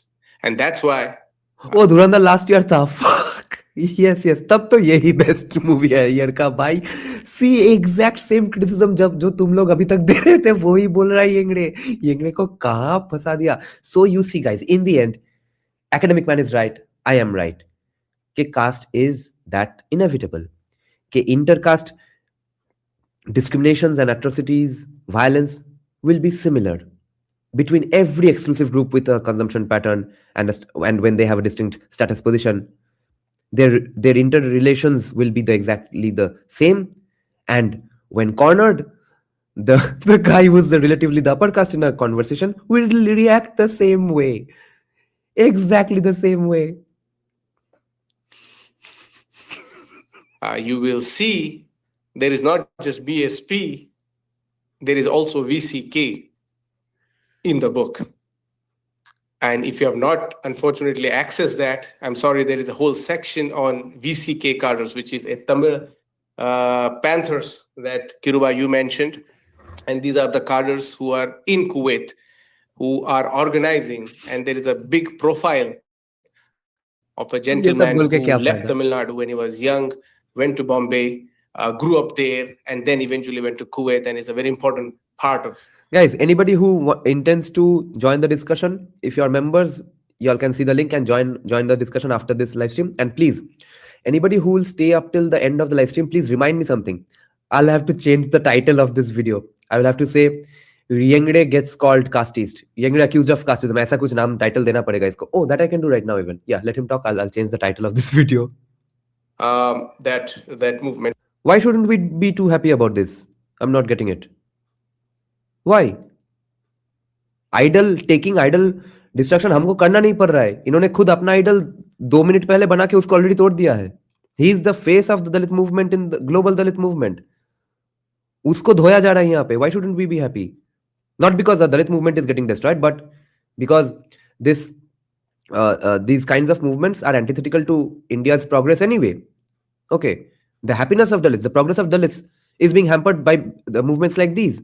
And the face of that in the world is getting eaten up by one of their own. Why shouldn't we be happy about this? So it's not just one party, but I take the point about the uncritical reading of BSP, but this book is not about BSP. Also, देखो मेरे book के scope के बाहर है तो मुझे गाली मत दो उसके लिए और क्या क्या घुसाओ मेरे बुक के अंदर. This book is not about a political commentary. It's about what my fieldwork tells me. My participants were BSP cadres. And so I had to present what their views were. I did not, as an ethnographer, you don't argue with them. You report what you see and present in a very critical way, which is what was done. Now, about the views of, I mean, I write in various avenues. And so, you could read in that place. But I certainly take the point about the Dalit Lives Matter movement. हाँ, एक दो point तो लेना ही होगा. अब क्या ही करे. Which really is not really movement. The Dalit Lives, it's not really a thing. It's something that kind of got together and the media just hyped it because they obviously wanted to find a parallel with something that's happening in America. Oh, so now Dalits are protesting, so let's call it Dalit Lives Matter. And so the wannabe activists who draw enormous benefits from this neoliberal NGO-wise activism, who don't find place in this book, was my rebuke of this embrace of new dollar that is trying to exploit the lives of the most marginalized. अब कुछ भी बोल रहा है defend करने के लिए क्योंकि मतलब उसको to come across as a well-intentioned guy, an honest actor in the conversation, he has to concede something. तो अब concede तो नहीं कर सकता है क्योंकि उसका critique actually was legitimate based on the premises they believe in. But अब conceding for conceding sake करना है तो इसलिए उल्टा-पुल्टा बोल रहा है. Sitting at the metropoles and then writing a narrative which really doesn't translate and communicate to the subaltern who is in India. And that's why if you find the absence of reference is this whole NGO industry complex that has undermined social movements, that has sold out important radical land rights and civil rights movement.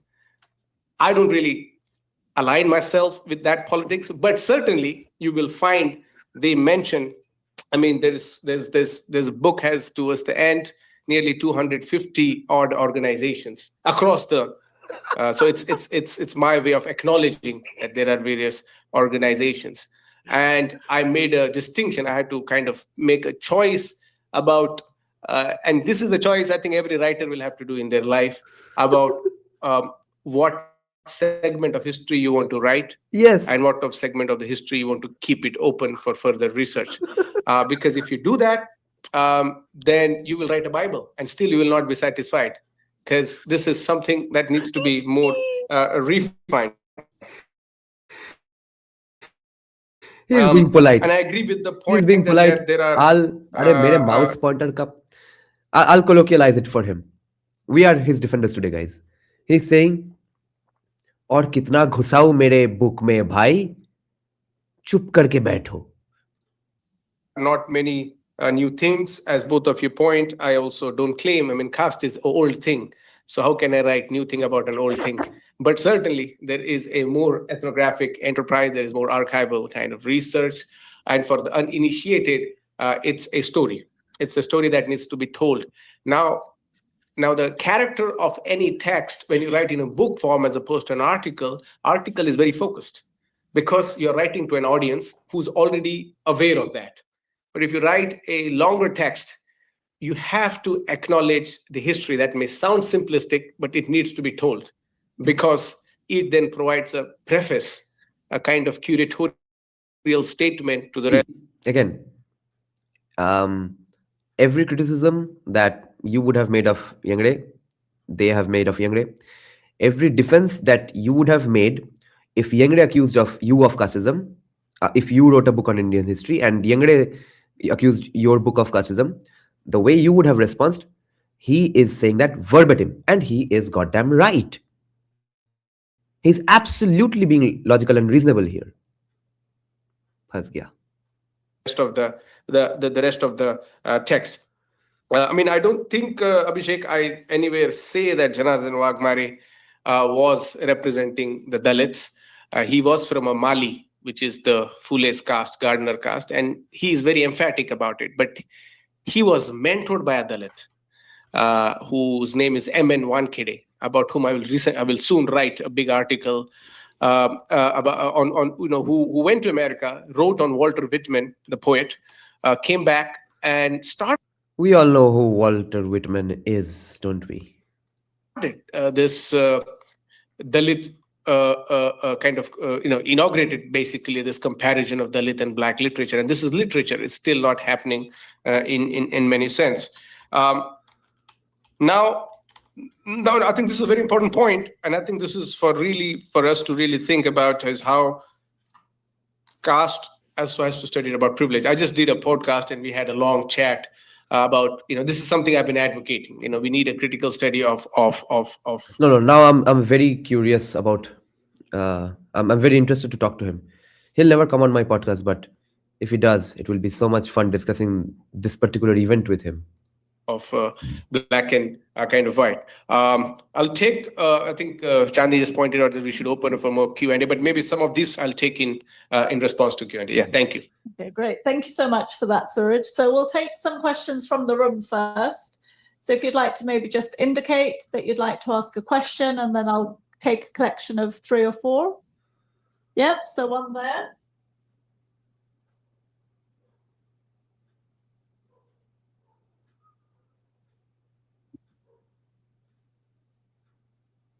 Thank you. Thank you for the. By the way, few days back, I came to know of a very significant scholar on caste who is a researcher in this very university. He is one of the foremost voices on caste, and he has not been invited to this event. I think probably because he's upper caste. Great talks that have been going on, and a huge fan of. And you're the first movie star I'm getting to meet. Congratulations for the movie cast. My question is focused on Indian politics. I do not know if it is directly related to the subject of the day. Almost 80% of India consists of Dalit, Bahujan, and Adivasis. But for centuries, we have seen this section has been deprived of its rights. दलित बहुजन आदिवासी सबका घुसा तो फिर से then you are undermining the different degrees of oppression that has happened to them. और अभी जो बोल रहे deprived, हाँ, दलित का deprivation, बहुजन का deprivation, ट्राइबल का deprivation सेम तरह से हुआ है. हाँ, अंडरमाइन काहे कर रहे हो किसी का? रैंडमली अम्ब्रेला खोल नहीं सकते हो तुम. और ऐसे तो कोई भी कुछ भी बेसिस पे कोई कुछ भी ग्रुप आइडेंटिटी बना सकता है. Like today I was saying in the previous live stream और यस्टरडेज लाइव स्ट्रीम के the biggest significant voting block for BJP is former liberals and former commies. तो उनके लिए बीजेपी क्या कर रही है? Just like you can say BJP ने ब्राह्मणों के लिए क्या किया, आई कैन से बीजेपी ने फॉर्मर कन्वर्ट्स के लिए क्या किया. I as a not former converts meaning converts, I as a former commie, what did I get as a former commie? Not as a Vaishya or a Shaha or a musician. I can say that as well. Modi ने musicians के लिए क्या किया? Okay, बहुमात्रिक परिचिति, multi dimensional identity, because you are many things at once. सबके basis पे group का identity बनाओ. तो मैं बोल सकता हूँ मोदी ने म्यूजिशियंस के लिए क्या किया, मोदी ने मेटल फैंस के लिए क्या किया, मोदी ने मैं नाम भूल गया. हाँ, मोदी ने ल्यूइट माइक ओनर्स के लिए क्या किया, मोदी ने फॉर्मर कॉमियों के लिए क्या किया. कुछ भी रैंडम ग्रुप आइडेंटिटी बनाओ भोसड़ी का और गाली देने का एक्सक्यूज मिल जाता है तुम्हें. But even in today's time, if we see post-pandemic, everybody who was a Dalit, Bahujan, or Adivasi was simply told to go back, and they had to come back to their places. Nobody rebelled. We do not see aggression on the streets. People still opt for non-violent methods. They go out and cast their votes, and that is how they probably try and protest in their own way. So my question would be, what do you think is the reason for the Dalit, Bahujan, and Adivasis of India that they are not rebelling on the streets and that aggression is not shown in a violent manner? क्या मादरचोद आदमी है? What the fuck? Why aren't they burning down public buses and public property? ये बोल रहा है भोसड़ी के UK में बैठ के.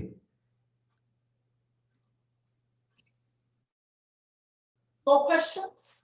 There's one next to you.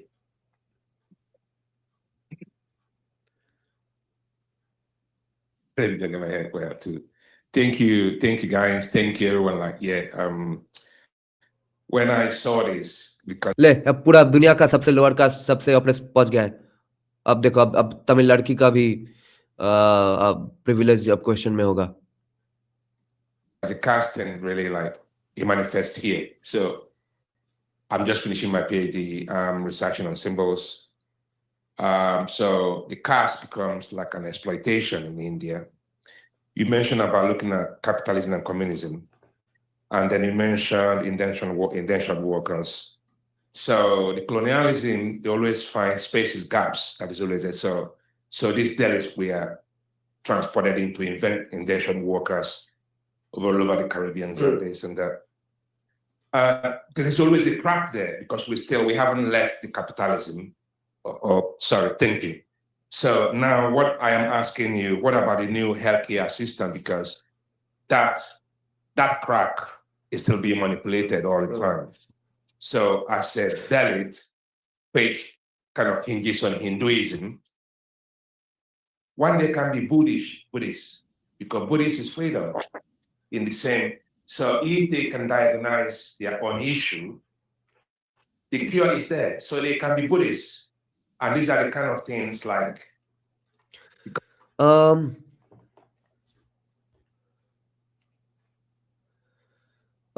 Fair question, I think. Yeah, I think we got too triggered and carried away. It might be a curious question from a well-meaning guy के अच्छा भाई इतना ही कास्ट एट्रोसिटी हो रहा है तो तब तो violent. It might be from an upper caste guy who's probably against anti-caste parties. Okay, it might be come from a complete free market libertarian guy. It might be, this question might as well be asked by a BJP supporter as well. Okay, I don't think he is, but at least the question itself can very well be from that perspective as well. कि भाई इतना atrocity का बात कर रहे हो तो violence तो होना चाहिए था, कहाँ है वायलेंस? अगर वायलेंस उतना नहीं है तो isn't it के एट्रोसिटी उतना नहीं है जितना तुम बोल रहे हो? That might be an angle as well. My hunch is it's not that, because just by pattern recognition, that kind of a guy would not be here. A guy who is here would probably be inciting. So yeah, we there's no point getting into his mind, of course, but yeah, the question might be very well from that angle as well. Thanks for bringing this up, VXT. Yeah, but the tone was not that. Yeah. No, but that might be our bias as well, because we are expecting that. Some similarities to characters I'd like to hear more. Thank you. Anybody else? We'll take another. Yeah. Hi, this question is directed to Dr. Kriba. I wanted to, I'm sure like Dalit women, it's the reality that Dalit women face a lot of layered discrimination, right? Different layers of discrimination. And I wanted to ask you, in your experience of working with the law and working with a lot of cases, to what extent is this discrimination fully captured by law? And what are the gaps that you think are there, and how can that be addressed? I think that's... I mean, I don't know if this is a question of the about the book, so I would really appreciate if you can ask the question privately to me, but please discuss about the book. Yeah. Thank you. Why do you think she asked to ask this question to her privately? A, because it's not about the book, but B, because she knows there's already the SCST Act. And anything further than that, she would have to do a lot of mental gymnastics to fully explain. Therefore, she did not want to answer this publicly, I think. Okay, I mean, we're happy to take questions that are broadly related to the themes as well. So, Karuba, Okay, now she's in the soup. please feel free to answer that. Chandni, was there another question? Yes. Yeah. So my question is to Suraj. Now Yengde is smiling because that girl is in a soup. You mentioned that while talking and traveling across world and communicating with different people, they were not really confidently upholding their religious identities. So how did you identify and approach these conversations? And also, how were you thinking about your own positionality while interacting with these different castes, subcastes, and hierarchies within them? Yeah, thank you.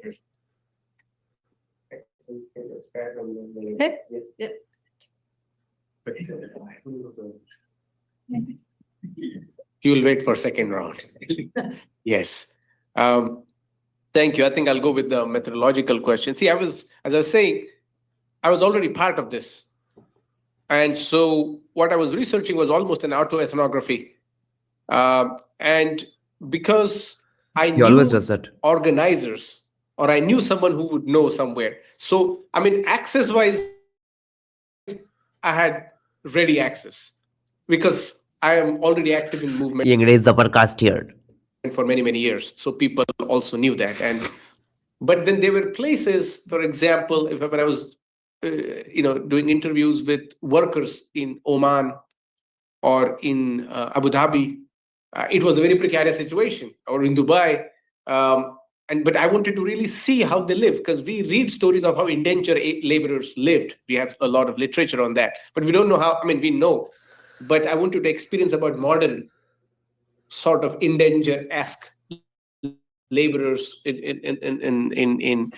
and so I approached to them via a mediator who was kind of conscious about the political activism. So it was not that difficult to sort of go into an unknown territory, because then, you meet new people, you talk about it. And I did not go with an intention of extracting some kind of information from them. I really went there to just hang out and know and more. And as stories emerged, I realize some of this could be important for this thesis that I'm presenting, but much of it is not really, kind of represent. I have to, again, you have to, pick. And my own position, being a member of the community, activists, and somebody who is out there, so it helps. So in this case, the navigating difficulties, it's a very serious empirical question. The only reason he is stammering so much is because he knows he is in a spot. He is the one getting screwed here. And he is trying his very, very best to not get accused of casteism. I took once, which was really crazy idea. A colleague who is in America, she was studying laborers and she never had access. And she one day came with me and we went into the laborer quarters, which was really like a big deal. No woman had entered there, and but this is the kind of things you kind of end up doing. Thank you for the question. So there was one on non-violence. Yeah. Why are justice and violence committed to non-violence? Oh, I know that's a very important question. Is because there are two reasons: a practical and one also historical. The practical, pragmatic reason is that majority of armed forces and people in position of power are from the dominant castes. They are the ones who man and woman these positions of power and control, be it police, be it military. The current chief military is a Brahmin man, and Brahmins are nearly 3.5%. So we are literally looking at an apartheid-like society where Brahmins are singularly kind of dominant. There's no way, and Brahmin by tradition should not be even doing that job. They should just, so we really see this. What? But they have been protesting, but very unfortunately, their protest has been What did usurped. you just But say? in doing that job, they should just, there's no way. So we are literally looking at an apartheid-like society where Brahmins are singularly kind of dominant. No, first of all, he is calling calling that an apartheid society, and he is not stammering while saying that, because he is like, wait, don't kick me out of your exclusive group. No, I don't want to be excommunicated from my caste. So here is some some consumption pattern in your face. Ye le thoda consumption pattern, and remember, I'm still in your caste. Okay, this is bribing to stay in your caste. But what did he just say after that? All right, a minute. And there's no way, and Brahmin by tradition should not be even doing that job. They should just. ब्राह्मण अपना traditional job छोड़ के कोई और काम कर रहा है, that is a bad thing. Holy shit.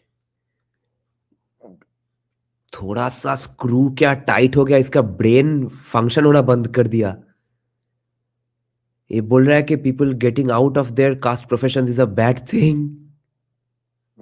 Guys, this is a fucking gold mine. ये कहां आ गए हम, ये हसीन वादिया. What the fuck did we stumble upon? I thought this was going to be your run-of-the-mill Yengde hatred of Hindutva. Shh. This is insane. Did he say they should not have a right to do? No, he did not say they should not have a right today. He said that traditionally they would not have a right to do that. Did he mean that he does not have a right to do that? I don't think he meant that. He meant that he's coming out of the caste. He should be celebrating that. He's not celebrating that. He's criticizing that. But he does not mean actively that ban him from doing that. He does not mean ban him from doing that. Be it military, the current chief military is a Brahmin man, and Brahmins are nearly 3.5%. So we are literally looking at an apartheid-like society where Brahmins are singularly kind of dominant. There's no way, and Brahmin by tradition should not be even doing that job. They should just, so we really see this, but they have been protesting, but very unfortunately, guys, any Brahmins here? You all only do this, the protest has been usurped. Savarkar was doing this. उसके लिए पुणे के Orthodox ब्राह्मण उनके खिलाफ case कर रहे थे because Savarkar was doing, by this kind of Maoist way of resistance, which had a currency at some point, but you can't currency तो अमित शाह ने घुसा दिया गाड़ में करेंसी करेंसी चाहिए तेरे को आप क्रोनोलॉजी समझिए करेंसी का really take against the might of the state. This is again this kind of China's model. It keeps failing. This keeps resisting. More importantly, it's to do with Ambedkar's historical reason of working with non-violence. And non-violence here is a very active force of participation in a democracy. Yes. नहीं तो अमित शाह आ जाएगा non violent बन जाओ and Ambedkar को एक और aspect से भी गाली दिया जा सकता है वो जो कि वो नहीं दे रहा है कि अंबेडकर ने काहे बोला कि हिंदुओं को प्रॉब्लम होगा मुस्लिम्स के साथ रहने में दलित काहे नहीं बोला अंबेडकर ने तो yes therefore there needs to be new gods in the Dalit movement and जितने भी गॉड खड़े कर लो जितने भी आइडल बना लो हम तो लेंगे या फिर तोड़ेंगे Where franchise of an outcast body was considered to be given, here you have one person, one vote, which then you use that as a currency to claim stake as equal, which is much more powerful force than recourse of violence. Because, and even now, if you see much of the Hindu-Muslim riots that happen, majority of these people are from subaltern castes. So there is a sort of response against injustice, but the injustice is not given. That's why this Ambedkarite ethos is very much alive.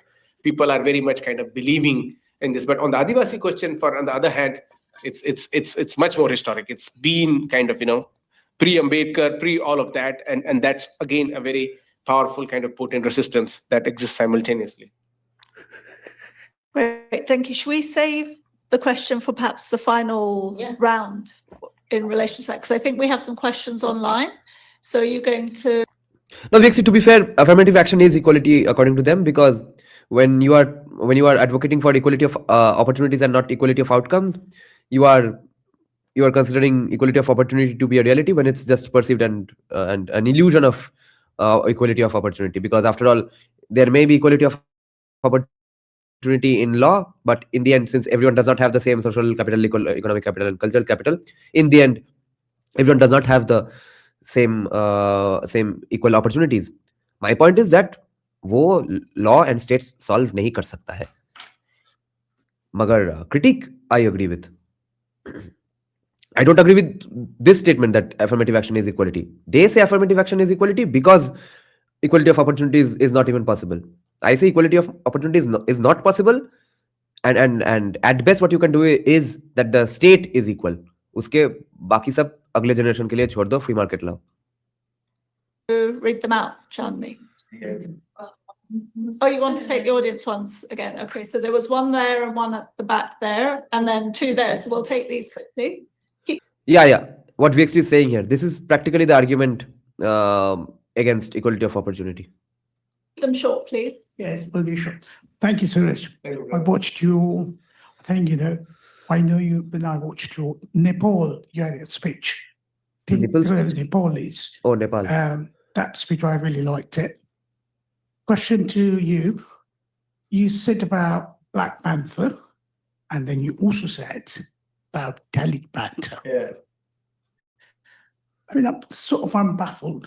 Why, Dalit Panther, so Shudras are different than Dalit. Yeah, that's right. So there's no Shudra Panther or there's no tribal Panther. Adivasi Panther. Holy Why shit. is it so? That's very interesting question. Good question. That's very interesting Nice. question. Why Nice. is it? That's my question. Yeah. Nice. And also, Very good question. another question. This is the second one. भाई unknowingly question में भी आधा धो दिया है यंगडे वालों को. क्यों अलग अलग पैंथर्स नहीं है? अम्ब्रेला ही बनाना है तो सिर्फ दलित का ही अम्ब्रेला क्यों? उनमें से अलग अलग पैंथर क्यों नहीं? और अगर अम्ब्रेला बनाना ही है तो पूरा का पूरा हिंदू अम्ब्रेला क्यों नहीं? हिंदू पैंथर क्यों नहीं? बजरंग दल का है नहीं? All of you talk about your cause, all the panel members, but I apparently This is so much fun. and what I know. So Buddhism hasn't got any cost. So why अरे are you people Buddhism talking सब about बोल रहे हैं your Buddhism caste? So now you put this on here. So why still the caste has been mentioned all the time? That's what the similar question he asked. So what's the reason? Why should you call yourself as your particular caste? Exactly. That's what I want to know. That's it. Thank you. Thank you so much. Okay, We'll collect some questions and then we'll come back. So that's okay, but I will clarify it, okay? Okay, sure.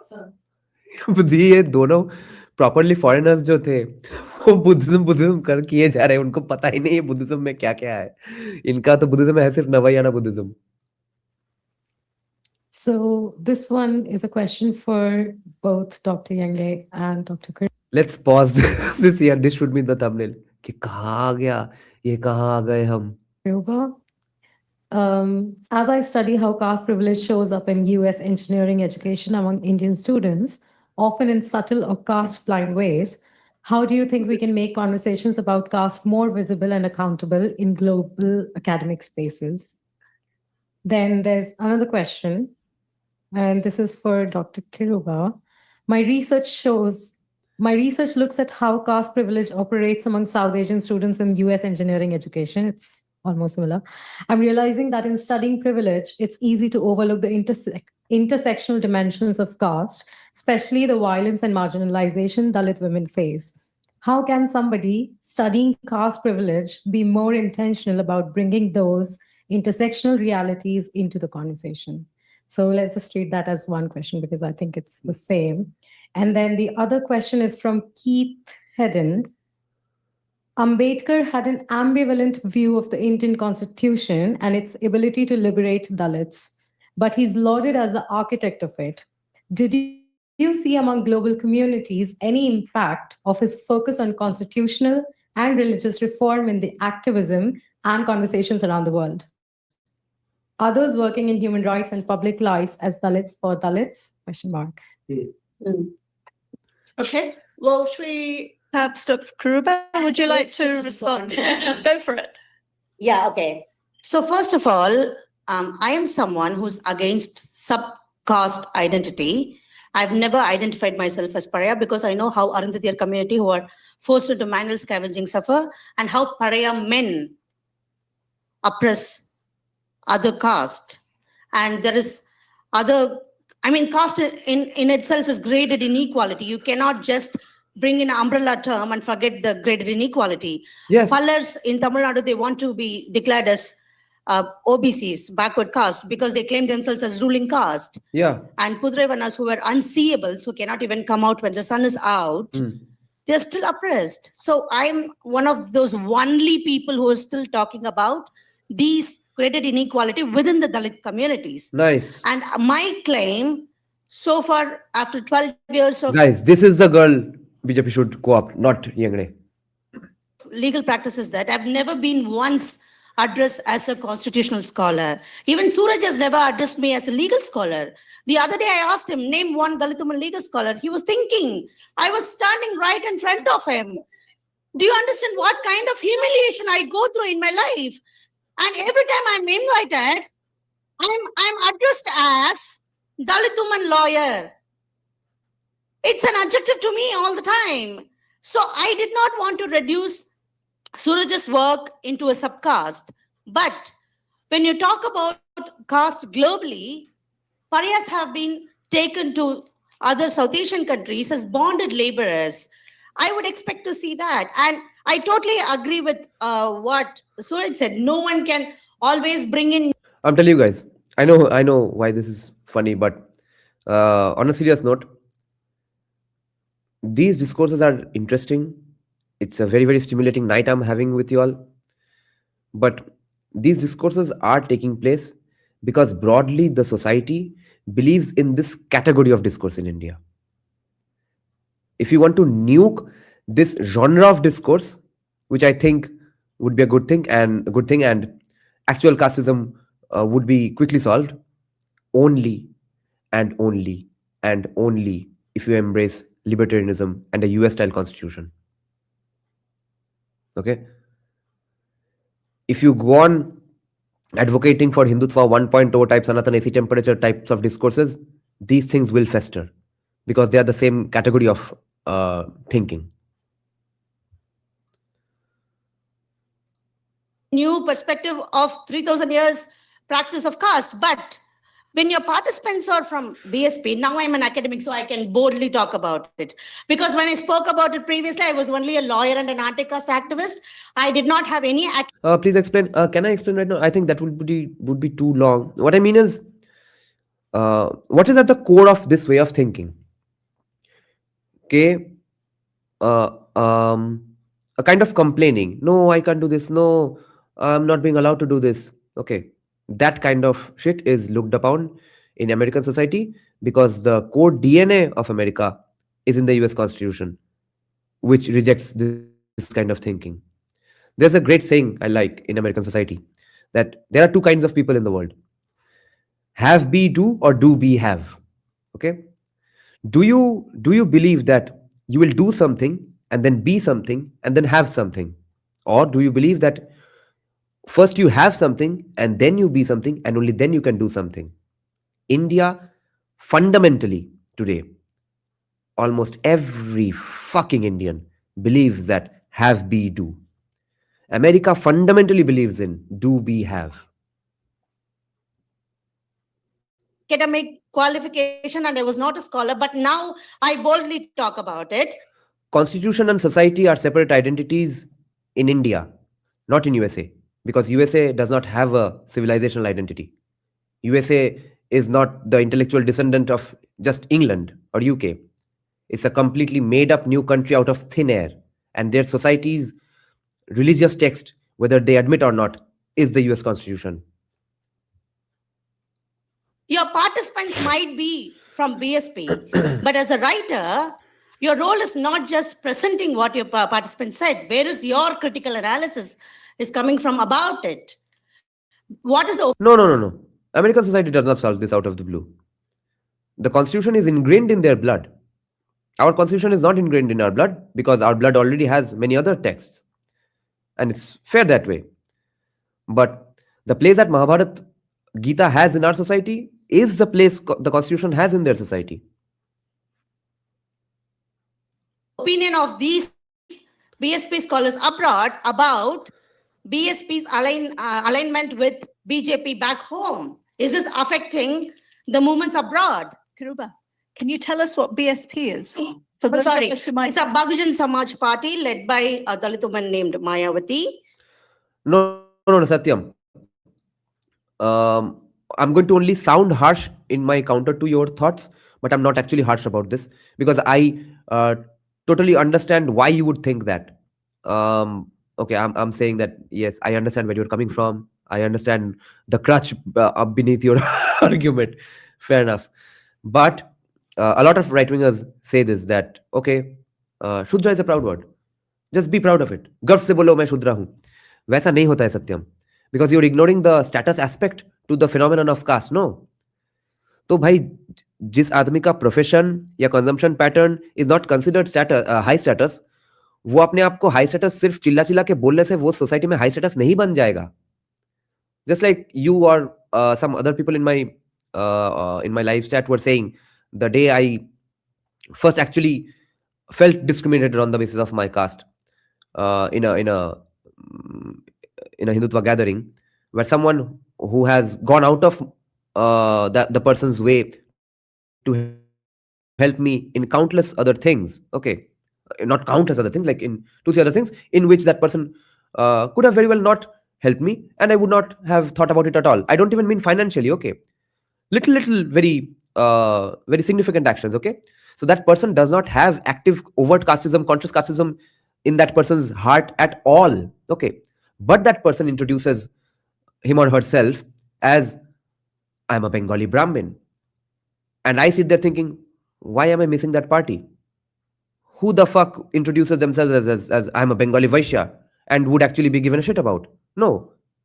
Everyone knows calling yourself a Brahmin in that context actually would mean something. Whether that person who is being told actually gives a shit or not, that's a different question. But Brahmin definitely has a connotation that Vaishya doesn't have. I just being proud of it won't make change that. And it's a political party, one of the first Dalit political parties. And I totally agree with Suraj. He has written about VCK, Liberation Panthers Party. I'm not complaining. He has not referred to it. I'm agreeing most of it. But Who built the temples or architecture paintings? Yes, the Mistris. They didn't design it. तो आज के मिस्त्री का क्या बड़ा high status हो जाएगा अगर वो गर्व से बोला मैं मिस्त्री हूं, क्या होगा उससे? I feel, okay, if you invite 4 upper caste scholars to this panel, you would only hear appreciations. No one would ever have the courage to critically look at Suraj's work, which Suraj actually needs within the community. We need to tell that. And Yengde को फिर से धोड़ा. I really feel like you deserve this. You deserve this. Okay, so one last thing about Abhishek wants to say something, and then we'll John. Mutual respect is not what's being discussed, Ananya Shukla, right now. What I'm debating, Satyam, here is on whether every exclusive group has the same status position in the hierarchy or not. If that was the case, that would be a weird society. Then there would be no society, because equal poverty is possible, equal status is not possible. Status will always be hierarchy based. Take the mic, Abhishek. Okay, especially responding to the question. Frankly, I have not fully understood Desai Deepak's views on caste. Some people get casteist vibes. I can easily conflate it to be casteist, but I just don't think he would ever be actively casteist again like that. Again, yeah, it would probably be like that person only. He would say, "Hi, I'm a Tamil Brahmin," and then not behave in a casteist matter, in a casteist manner with me in any situation ever. But what are his exact views on the situation of caste? I don't know. There is one recurring pattern I'm seeing these days is that, which is a very, very common view in the Indian right wing, yeah, caste will never go away. Just don't discriminate, and we can all unite for our own safety and stuff. I don't see that as a significant argument or position at all. I'm not saying it's a bad argument or a good argument. I'm just saying it's a pointless argument, because your caste identity today exists because of the state, not out of your own dedication. State recognize करना बंद कर दे, state incentivize करना बंद कर दे caste identity, 2 दिन में सब भूल जाओगे.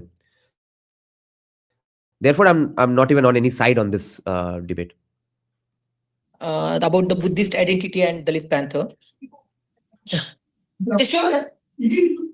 You said Nina, you are very right that status discrimination exists in USA, but the same statuses, same groups in one particular status rung doesn't get discriminated forever and ever, because there's quickly economic disruptions happening and going on repeatedly in every 15-20 year round.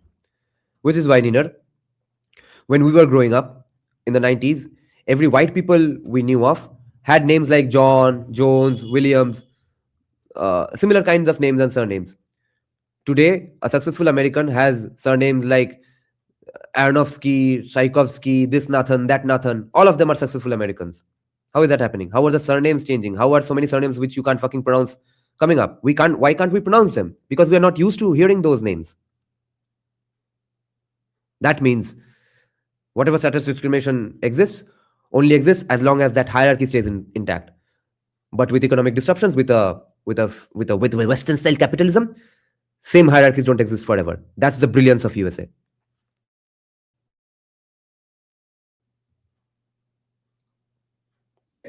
it's okay, forget it.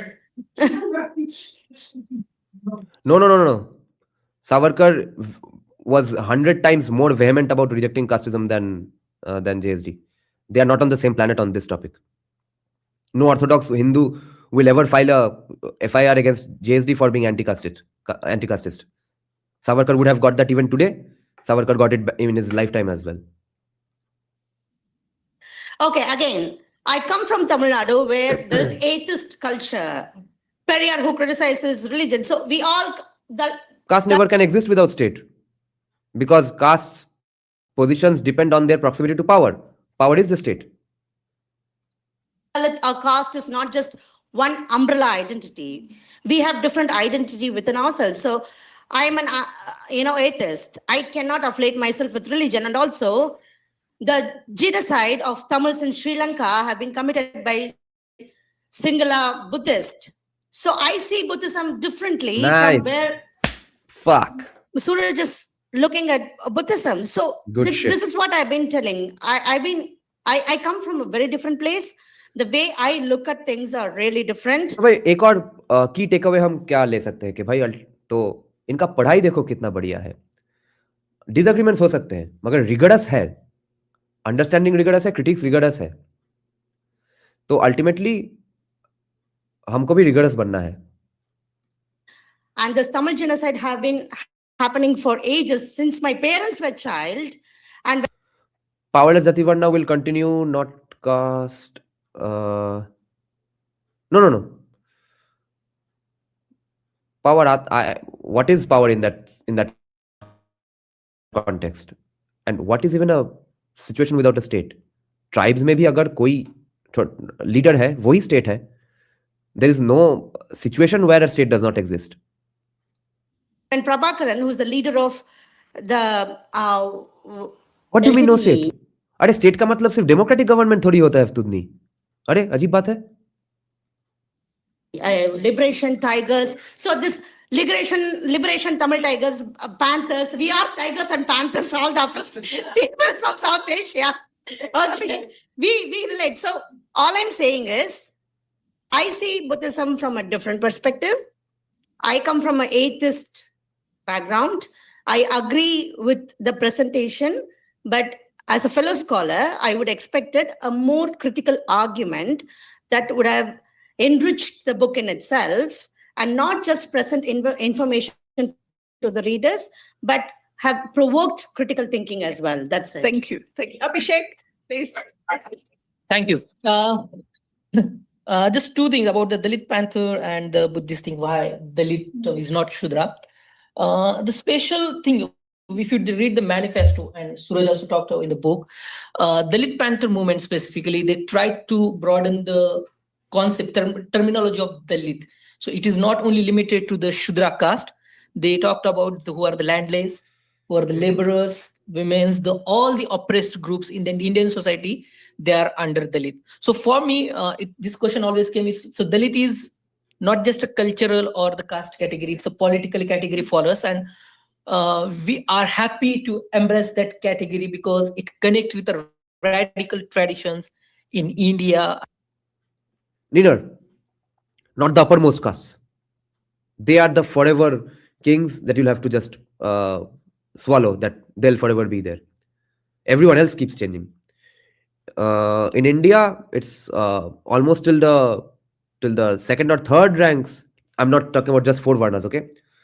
Let's say, let's call it on a scale of 1 to 100.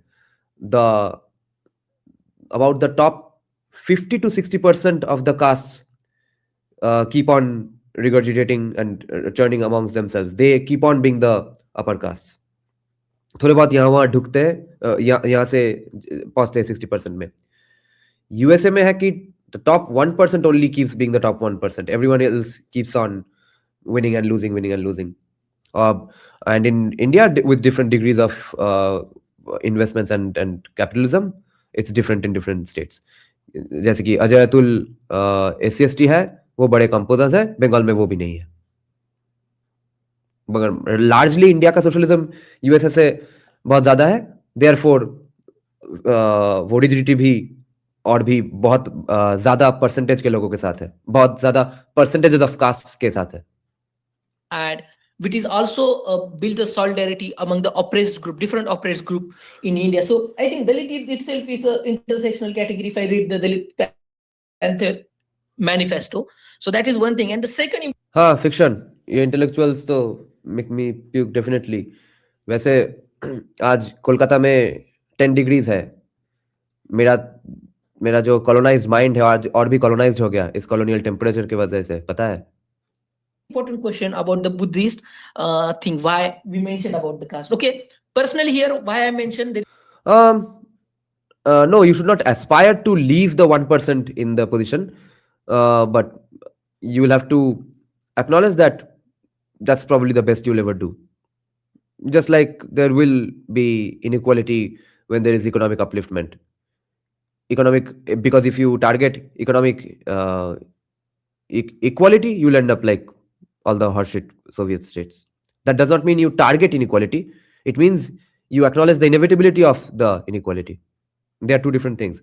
Because remember, a long time back, you were there in the live stream when we were live reacting to an Abhijit Banerjee speech. He said that, oh, these pro-free market guys say we must have inequality for economic progress. What a dishonest argument.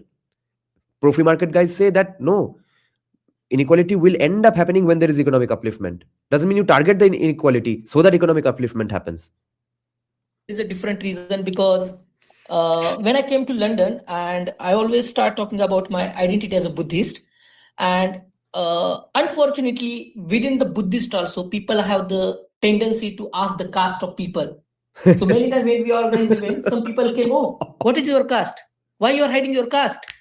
And I say, I'm not hiding, it's open for everyone. You have to do some Google search, show some smartness to find the caste of people. Don't come and ask me on my in face to face. Okay, that is the issue.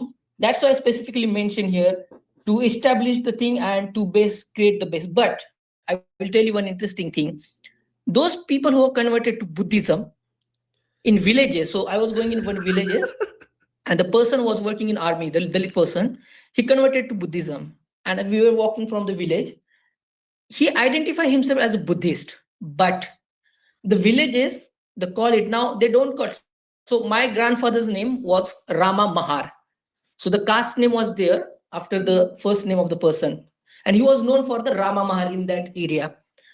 So no one talked about the surname, but now that Mahar thing changed with the Buddhist. So in our area, people called, Arey, this person is a Buddhawala, means he's Buddhist. But the tone is the same. He's the Mahar. Okay. Yeah, it's there. So we are so from Dalit side, they are empowered, they connected with the hierarchy-less society or the oppression-less society. But for the upper caste, it's clear because who converted to Buddhism? The Mahars. And that's why I talked about the people's history. That is very important. Some fractions from the Matang community, they converted to Buddhism. And when we talk about, and I feel as my observer, I don't work on the caste at a global level, I'm quickly here. So I experienced that in London also. All the Ambedkarite discourse or anti-caste discourse is dominated by Mahars. And that's why I mentioned that we need a broader picture, talk about the people's history where we can talk about the other caste and to bring them in the discussion. And that is again a problem in the global discourse. Mahars converted to Buddhism, and Ambedkarite movement is limited to Buddha Vihars in London. Okay, thank you. We're going to take some more questions because other people have also had their hands up. So there's one there and then 2, 3 here. So we'll take this. Please keep them very brief so that we have time to take all of your questions.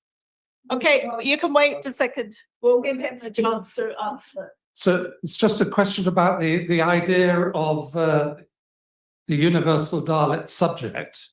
And and 3 particular locations in the book, India, the US, where I'm assuming the Dalit subject is associated with being black in America, and Trinidad. And I think there's something importantly different in one of the locations, that is Trinidad, compared with the US and India. Nice, so nice. The US and India both represents orders of inequality that are sustained by a category of Dalit, a category of black, which is maintained through violence. Mm-hmm. That's, I think, the point that came up earlier. In Trinidad, there is black and there is Dalit through Indian South Asian, but there is no violence in the sense that the order is not made. The order of inequality in Trinidad is different from the US and America by virtue of being both black and Dalit and not sustained by violence. So I wonder if the use of the term Dalit the universal Dalit subject that Trinidad is telling you a different story That's right. than America and India. That's right. Thank you. This question is so pointless because it's based on such a mountain of horseshit premises. कि see, अब इस बेचारे को क्या ही पता, उसने पढ़ा इन लोगों को, पढ़ा है गोबर, अब गोबर के ऊपर घर कैसे बनाए. Then we had questions over here. So at the back, then Maya, then.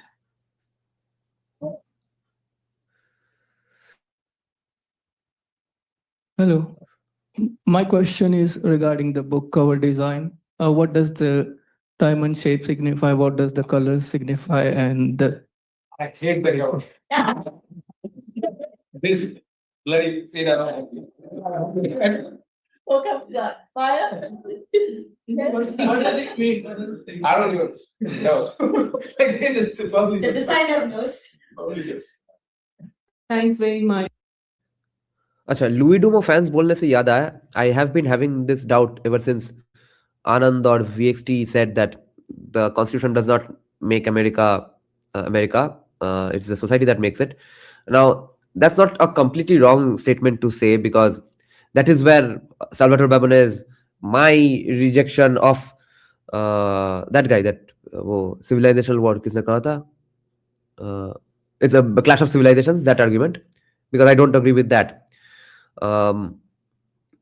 So it's not like people, just like people are not waking up one fine morning and reading Manusmriti and then doing some casteism. In the same way, people are not waking up one fine morning and reading the constitution and then going about their way. But you see, you could therefore very well say that in the end, the constitution just represents that society. And it is that society, that very specific kind of society, which could have written such a constitution. So probably yes, the constitution, those kinds of ideas, that DNA does not flow from the constitution. It's probably the other way around. The society did feed the constitution at one point. Now it's the descendants who have been ingrained with it, because the constitution is always a living, breathing document, not just because it changes, but because the ancestors gave them the constitution, that society of ancestors gave them the constitution. The constitution is being applied daily in law, and people are open to following that law anyway. So it's one feeding the other forever and after. It's not like it's just people came up with that constitution randomly in a vacuum, in an abstract situation, and then everything settled thereon after that because of the constitution. This is where that guy gets it wrong. Huntington, yeah, Samuel Huntington. This is where Samuel Huntington is wrong. I've learned a lot, and it's really, personal experiences are so powerful in telling broader sort of narratives. I guess my question is linked to, where do we go from here in terms of, how the earlier question about, how can these really deeply rooted perspectives be shifted, and how is the shift taking place, and through what means is this happening? And I know that it's happening in literature. I know that, people are writing about this. I know it's happening on our campus, Chandani, and the activities here, and etc. I know that it's happening through perhaps, and my question is, what kind of broader discourses can be reined in and harnessed to get this, to address this issue? And of course, one is an issue of, say, people talk here about that inclusivity. So is that one way we can go forward?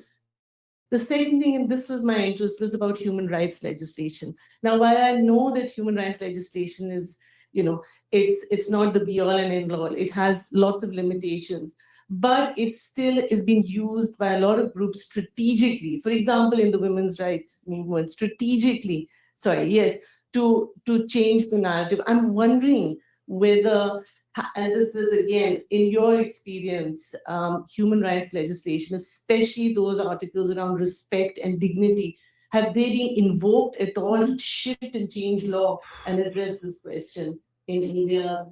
Okay, thank you. There is one last question just here. I think that if you could just get this. Good. Okay. I have a comment and a question. I'm Shrikant Borkar, alumnus of University of Sussex. I did my MSc and PhD here. And my PhD, I was trying to get some scholarship or sponsorship on the issue of the caste, which I couldn't get 12 years ago because caste was not a currency at the time. There was no development industry and money flowing toward the issue of caste. And then simultaneously, I was working as an activist, Ambedkarite activist abroad. 2 decades of work in Ambedkarism nationally and internationally. So I came here and I realized one thing: there are 3 types of activists and academic activists. Some are rebel with the cause. Some are So rebel you have a question? Yes, Is yes. the question, because Yes, we're running out of I'm time. question. So I will try to just be of the use of today's this occasion. So Suraj, you are known as an international scholar of caste and a public speaker. He just made a jibe at the woman hosting it. That, okay, you're not letting me boast my background. So yeah, I'll just be of use to you, like I have always been for 5,000 years. I'll just be a Dalit to you. That's what he meant here. But I have seen you are always on the wings or wheels from South India to North India and all over. You're going meeting with activists, politicians. So how do you perceive yourself? How do you perceive yourself as? Thank you. Okay, did you want to read out some of the online questions very quickly, and then we'll respond briefly as a final? So there's a question from Dalita Pandey. While tracing transnational Dalita Pandey? history, can the frameworks of caste patriarchy and racial patriarchy be integrated to build a more universal theory of intersectional oppression? That's one question. Then the next question is, thinking in relation to the book of how caste travels with the diaspora, I'm also thinking of the ways in which the Savarna in the UK, for example, also participate in the globalization of Islamophobia here. And so, as people invested in solidarity building, how do we recognize and connect these as interlinked, both in India and globally? And there is Jagannath Mondal is standing outside the gate, knocking. हाँ बोसरी के क्या बोला क्या globalisation of cast के साथ globalisation of Islamophobia हाँ मुझसे सुन बोसरी वालों. Well, there are 2 more questions. Should I say them now, or do you want me to circle them? Save them. Okay, so thank you so much. We're running out of time, so you don't have to answer every single question that comes up, but maybe if you'd like to respond to one thing briefly. So Abhishek, do you want to start, and then Karuba, and then Suraj, you have the final word. Quickly, yes, this intersectional approach is important, and Why will Yengde have the final word? He's the most privileged here. You are reproducing the caste hegemony. You are reproducing. You are reperforming the same caste hierarchies. Oh my God, the phenomenon of caste is being redone here. caste is not only about the Dalit, as I mentioned. If you see the cases in Australia of the dowry violence in Australia, and if you read the work of the Sharad Patil in Maharashtra from India, that gives the understanding why it is important to talk about the caste from intersectional approach. And the second thing about the Islamophobia and this thing, but as a Dalit scholar doing research in UK, we are more concerned about the debate growing about the Hindu phobia that is directly going to affect our academy. Yes. Did you see what happened? यंगड़े जो critic तुम लोगों को करता है, जो critic ये दोनों मिलके यंगड़ों को करते थे, अब इनको वो क्रिटिक मिला है फिर से. Now the audience has done the same critic to him कि देखिए कोई मिस आउट हो गया, आपने इनके बारे में काहे बात नहीं किया. And now he is saying देखिए हमारा तो एक्टिविज्म का स्कोप इतना ही है, हम क्या करें. This is what Yengde was telling them. देखिए मेरा तो बुक का स्कोप ही इतना ही है, अब क्या करें. Freedom talking about caste. Thank you.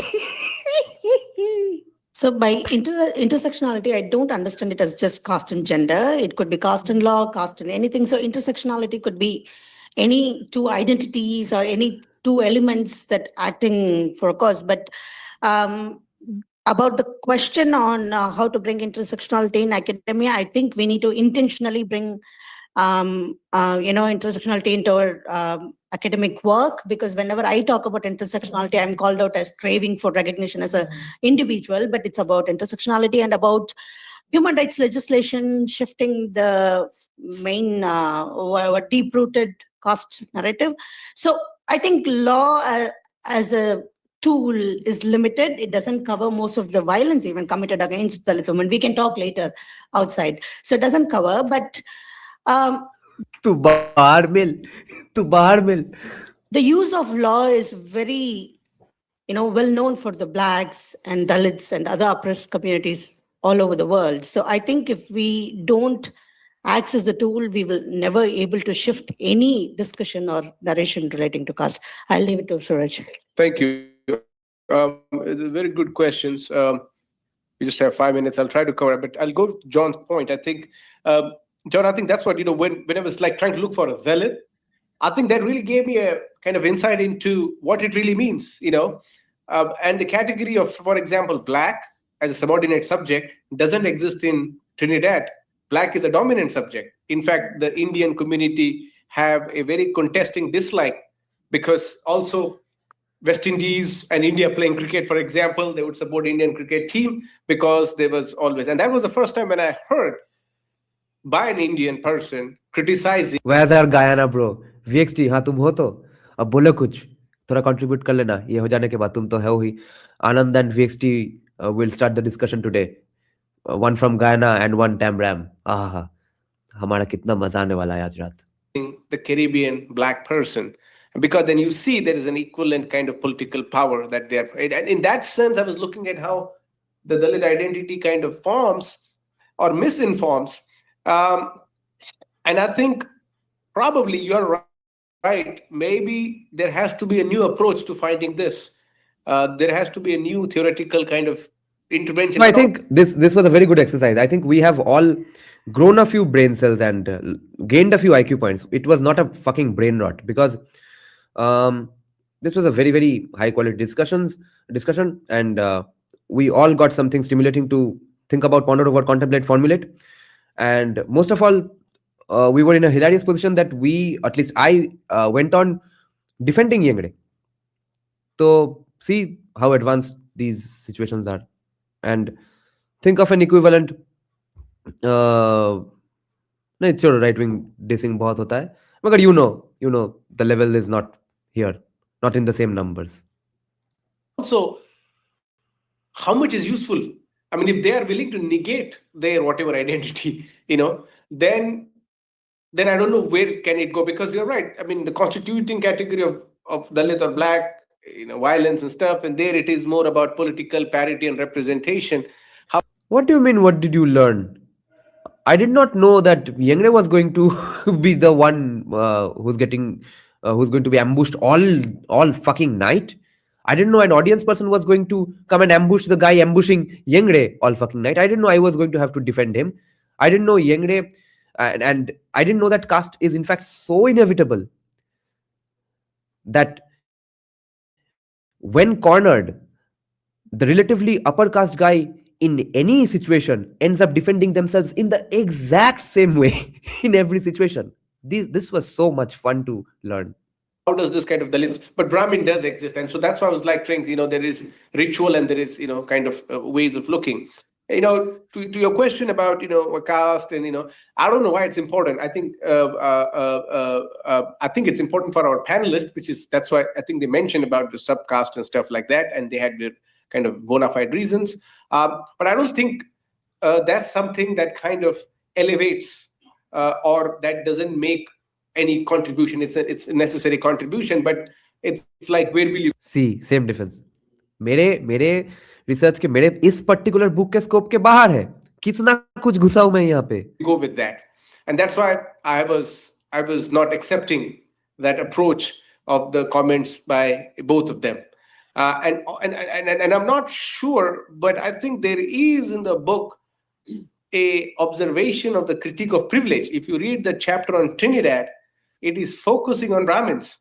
It is trying to elevate what a Brahmin, and there is a gender angle. And if you are unable to see that, then I think we have to then really make sense of what gender means to us. Does it just means this kind of construction of this, or it's an evolving process? And that's why I think this whole intersectional is still an elite formation, which is again creating a access space.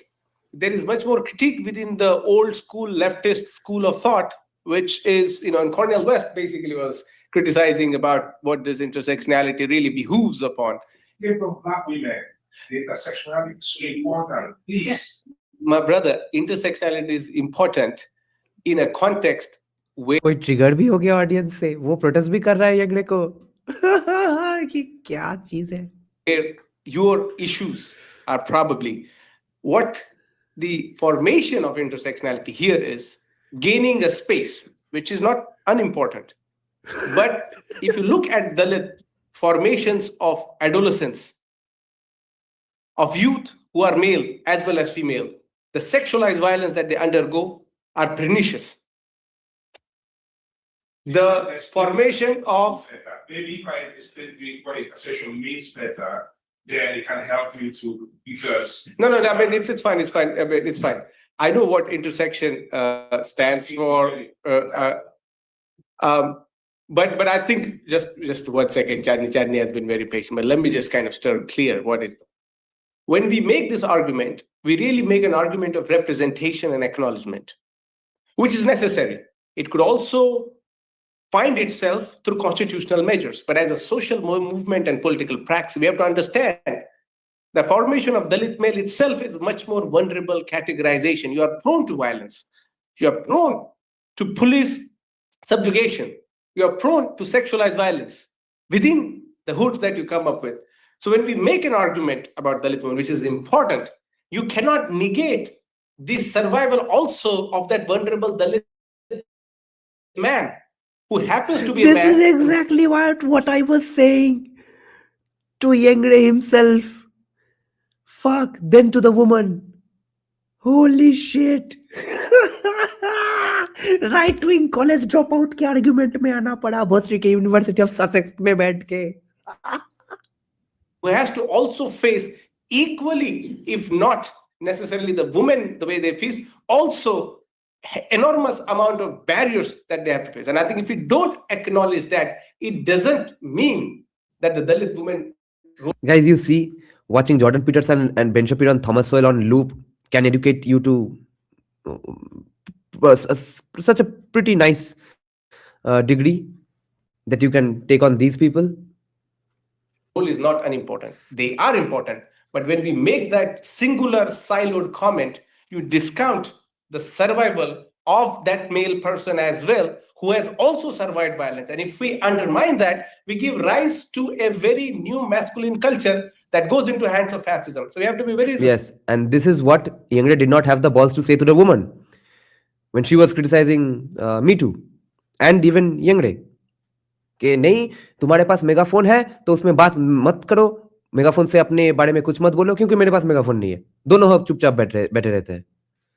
Respectful and understand and ascertain how this is formed. We can sit in academic debates and talk about it, feel good about it, go home. But tomorrow the fascism is coming knock on door. We have to think as a responsible citizen.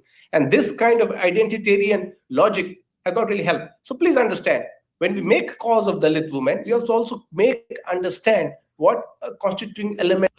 I don't agree with his premises, but just for the point of this exercise, just for looking at this live stream, if we take his premises seriously, then he is very obviously awesome at debating and formulating. And frankly, even when we are disagreeing with his premises, we are ending up agreeing with his arguments in many situations.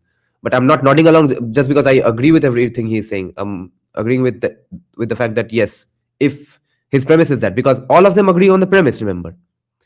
All of them agree on their definition of violence, which I don't agree with. Based on the premise that all of them agree here, the audience, the panelists, inside that, Yengde is doing a pretty fucking good job. Of Dalit male or Dalit boyhood, Dalit adolescences. And if you don't, and there are no studies on Dalit adolescent boys coming of age? If there are, it will be helpful. At least within the black sphere, there is a study where you know what black youth, when they're growing in inner neighborhood. Black is not just opinions. It different like My brother, I hear you. You have to allow me to finish. And so for us to really make sense of Dalit gender, we have to also understand the male gender. It cannot stand as a punching bag to make a case. So Yengde is a Dalit Andrew Tate.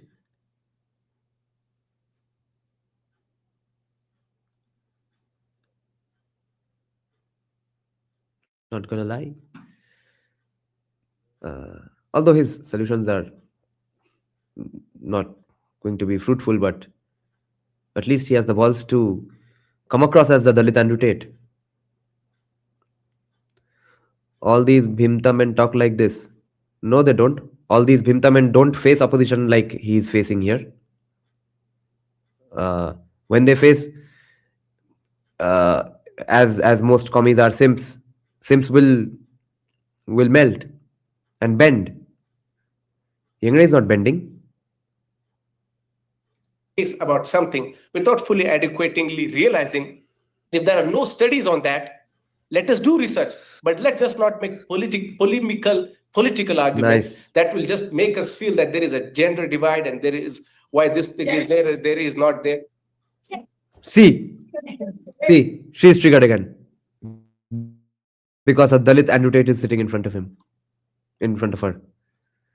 I am saying, when you say there is no Dalit woman, I write about BSP. The party is led by a Dalit woman. Now see, similar arguments that any right winger would make today, right? Okay, no, where is BJP casteist? Tribal president hai, OBC prime minister hai. Ho gaya, baat khatam. Now he's saying that BSP ka head mahila hai. So where am I misogynist? This is good stuff. How much more of a gender argument can I make? Holy shit. Fuck. How much more misogyny can I give up? This is what he's saying. This is Dalit Andrew Tate. About Dalit women being presented in that course. Fuck. But there is a negation of that. So it is almost like you have No. Big props to Yengde for not bowing down in front of an entire audience, a panelist full of evil people who share some of the evilness with him, but he is a Dalit Andrew Tate and a Dalit Jesai Deepak. Jesai Deepak in the sense that Jesai Deepak in a similar situation with two panelists from the Hindutva side countering him and an audience full of Hindutvatis countering him, he would not have bowed down. Similarly, Yengde is not bowing down. Not bowing down in these situations is a characteristic everyone must respect. to mention gender the way I feel comfortable and the way I am used to appreciating it. But I don't want to have a gender perception about a person who I don't like.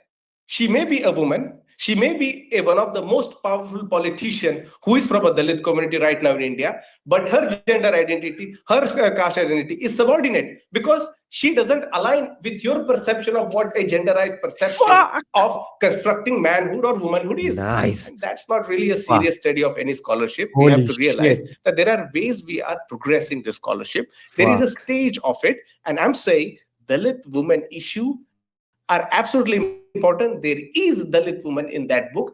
If you are unable to see that, I am sorry, maybe I need to do a better job, or maybe we need to realize there are various ways to also understanding and ascertaining this. But also, when we make a case about Dalit women. No, I'll have to admit something now. I always thought he was a bad scholar.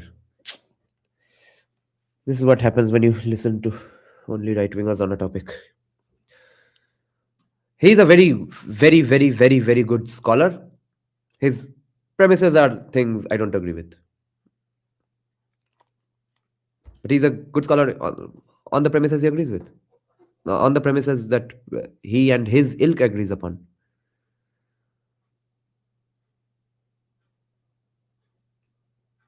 Yeah. I always thought he was a retard who thinks like a retard. No. Let us also understand what constitutes into making of a Dalit man. What does Dalit adolescence means? What does Dalit child male being means? What does speciality of growing up in a slum mean? There are so many precarities and vulnerabilities that I'm personally aware of because I grew up. So unless and until we make that distinction, Bah. it will be certainly not really. Kaal Bhairav Ashtakam. I have to say this in Bengali. No, there's no Bengali awake right now. But he's saying कि भाई तुम्हारा village का अलग identity हो सकता है महार होने से, जो कि मेरे से लेस प्रिविलेज है, देयरफॉर इम्पोर्टेंट है. तुम्हारा लड़की होने का और महाराष्ट्र के बाहर होने के लिए अलग आइडेंटिटी हो सकता है, अलग डिस्टिंक्ट प्रॉब्लम हो सकता है. तो दलित मैन होने का अलग प्रॉब्लम नहीं हो सकता है, डिस्टिंक्ट प्रॉब्लम नहीं हो सकता है. Academic of us to make one argument. Thank And by the book. Sorry. Personally, I differ with the thing, but the time thing will not go in that debate. But there are a lot of things we have to discuss and take it seriously. And it's not only about the scholarship; it's about the lives of the Dalit women from the India. Okay. Thank you for summarizing what I couldn't in this context. Sorry. There is a lot more to discuss as this conversation has absolutely. Okay, now the discussion is open for a. Now I'm forgetting English now. This was a lot of heavy lifting from my brain, guys, in the middle of the night. Holy shit. No, now our live stream is going to open up for discussion, and I will just close this and take a small pee break, and then we'll have VXT and Anand discussing this. Just listen to some music until then. Where's my StreamYard music section?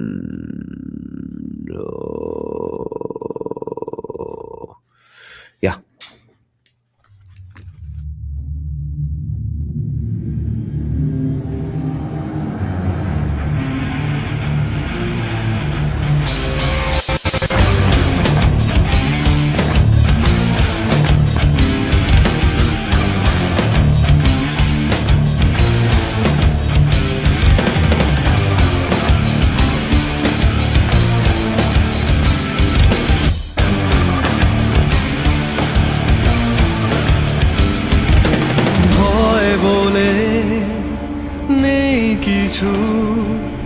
দুঃসাহস দিয়ে গড়া জীবন পিছন থেকে উড়ে আসতে পারে মৃত্যুদূত যখন তখন এই যুদ্ধে মাথা উঁচু করে বেঁচে থাকার লড়াইটা মার খেলে আরো জোরে দিতে হবে পাল্টা সময়ের আগে দিলে মোক্ষম চালটা নিশ্চিন্তেই হবে জয় আগুনের চেয়ে দ্রুত তোমাদের বিস্তার সাহসের সাথে আছে হাতে ধরা হাতিয়ার বিপদের হাত ছানি কেটে যায় বারবার তোমাদেরকে সেলাম হে বীর সৈন্য দল তৈরি হও এগিয়ে যাও হে বীর সৈন্য দল প্রাণ দিয়ে দেশ তোমরা বাঁচাও হে বীর সৈন্য দল একা নও আছি আমরা সবাই হে বীর সৈন্য দল জিতে পেরো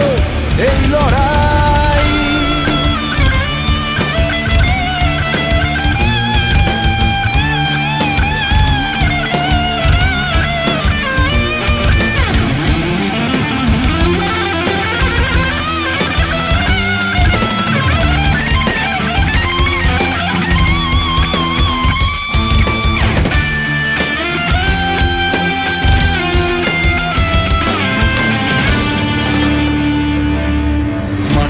করে বেঁচে থাকার লড়াইটা মার খেলে আরো জোরে দিতে হবে পাল্টা সময়ের আগে দিলে মোক্ষম চালটা নিশ্চিন্তেই হবে জয় আগুনের চেয়ে দ্রুত তোমাদের বিস্তার সাহসের সাথে আছে হাতে ধরা হাতিয়ার বিপদের হাত ছানি কেটে যায় বারবার তোমাদেরকে সেলাম তোমরাই আছো তাই নিশ্চিন্ত সবাই দেশপ্রেম তোমাদের সকলের জানা চাই শত্রুর চ্যালেঞ্জে জিতে ফেরো তোমরাই তোমাদেরকে সেলাম বীর সৈন্য দল তৈরি হও এগিয়ে যাও হে বীর সৈন্য দল প্রাণ দিয়ে দেশ তোমরা বাঁচাও হে বীর সৈন্য দল একা নও আছি আমরা সবাই হে বীর সৈন্য জিতে পেরো এই লড়াই। হে বীর সৈন্যদল তৈরি হও, এগিয়ে যাও। হে বীর সৈন্যদল প্রাণ দিয়ে দেশ তোমরা বাঁচাও। হে বীর সৈন্যদল একা নও, আছি আমরা সবাই। হে বীর সৈন্যদল জিতে পেরো।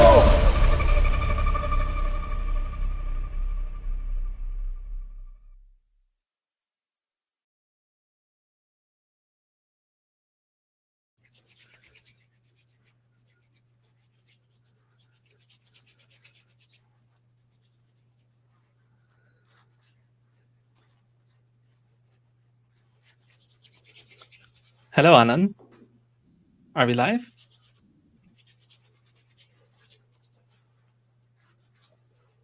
Oh, hello. Sorry. I was just getting some hot water. Yeah, start, guys. I'll join in a while. I don't know how to start. Yeah. Yeah, that was pretty happy. No, I was like, there's a day I missed the first part of your thing. I actually was going to sleep, but then I just opened the thing. I was just scrolling to see what you were talking about, and then that bit came up. I was like, what the hell's going on? No, this is about the Afro-Caribbean thing, right? Like, I don't get it. Like, Yeah, I don't know why they've picked. I know why they have picked Trinidad specifically, because Guyana doesn't like apply. Because if you look at Guyana, Guyana has almost 40% Indian population, and now that Guyana has found oil, it's like the top 10% basically control 80% of the economy, and most of them are Portuguese and Indians. So there is no castes, at least in Guyana. I don't know much about Trinidad and how like things are over there, but so they specifically pick one country and then just generalize for the entirety of Caribbean.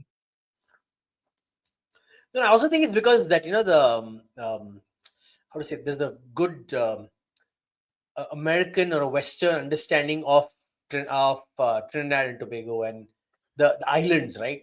Not much understanding of the actual South American states. I think that's what's happening. You know, there's at least some back and forth with people traveling to America and to Guyana, I think, to Trinidad, I think. That could be wild. Yeah, I mean, yeah, there's like 1.2 million population of Guyanese people, and like 300,000 of those live in the US. Oh, okay. But I grew up in the US as well, so. No, and the funniest part is what is the part that really shocked me? The guy, the black guy is asked. It's a black guy, right? I think it was a black guy. He's asking about, you guys call yourself Buddhists, but you have castes in you. Why do you use the caste when you say Buddhism is anti-caste?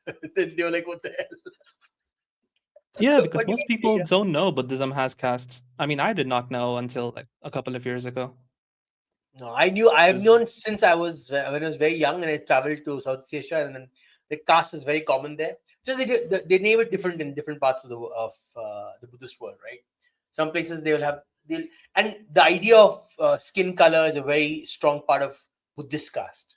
It's not just endogamy; it's also so fairer people tend to be of upper caste, literally in Buddhist circles. If you go Southeast Asia, I mean, you can see fairness creams in Thailand, for example. That's pretty common. Thailand is really bad about caste. Oh God, it's crazy actually. No, so I'll tell you how I learned about Suraj Yengde. I don't know if this translated into India as much, but so when the DEI program was in its full swing, and the BLM, Black Lives Matter, after what's his name, George Floyd, not George Floyd. Yeah. Was it George Floyd? Yeah. After that case, George Floyd only.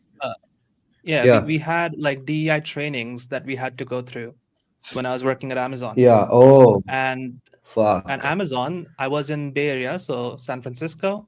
We almost had like 50% Indians in the office, just given it's an IT job.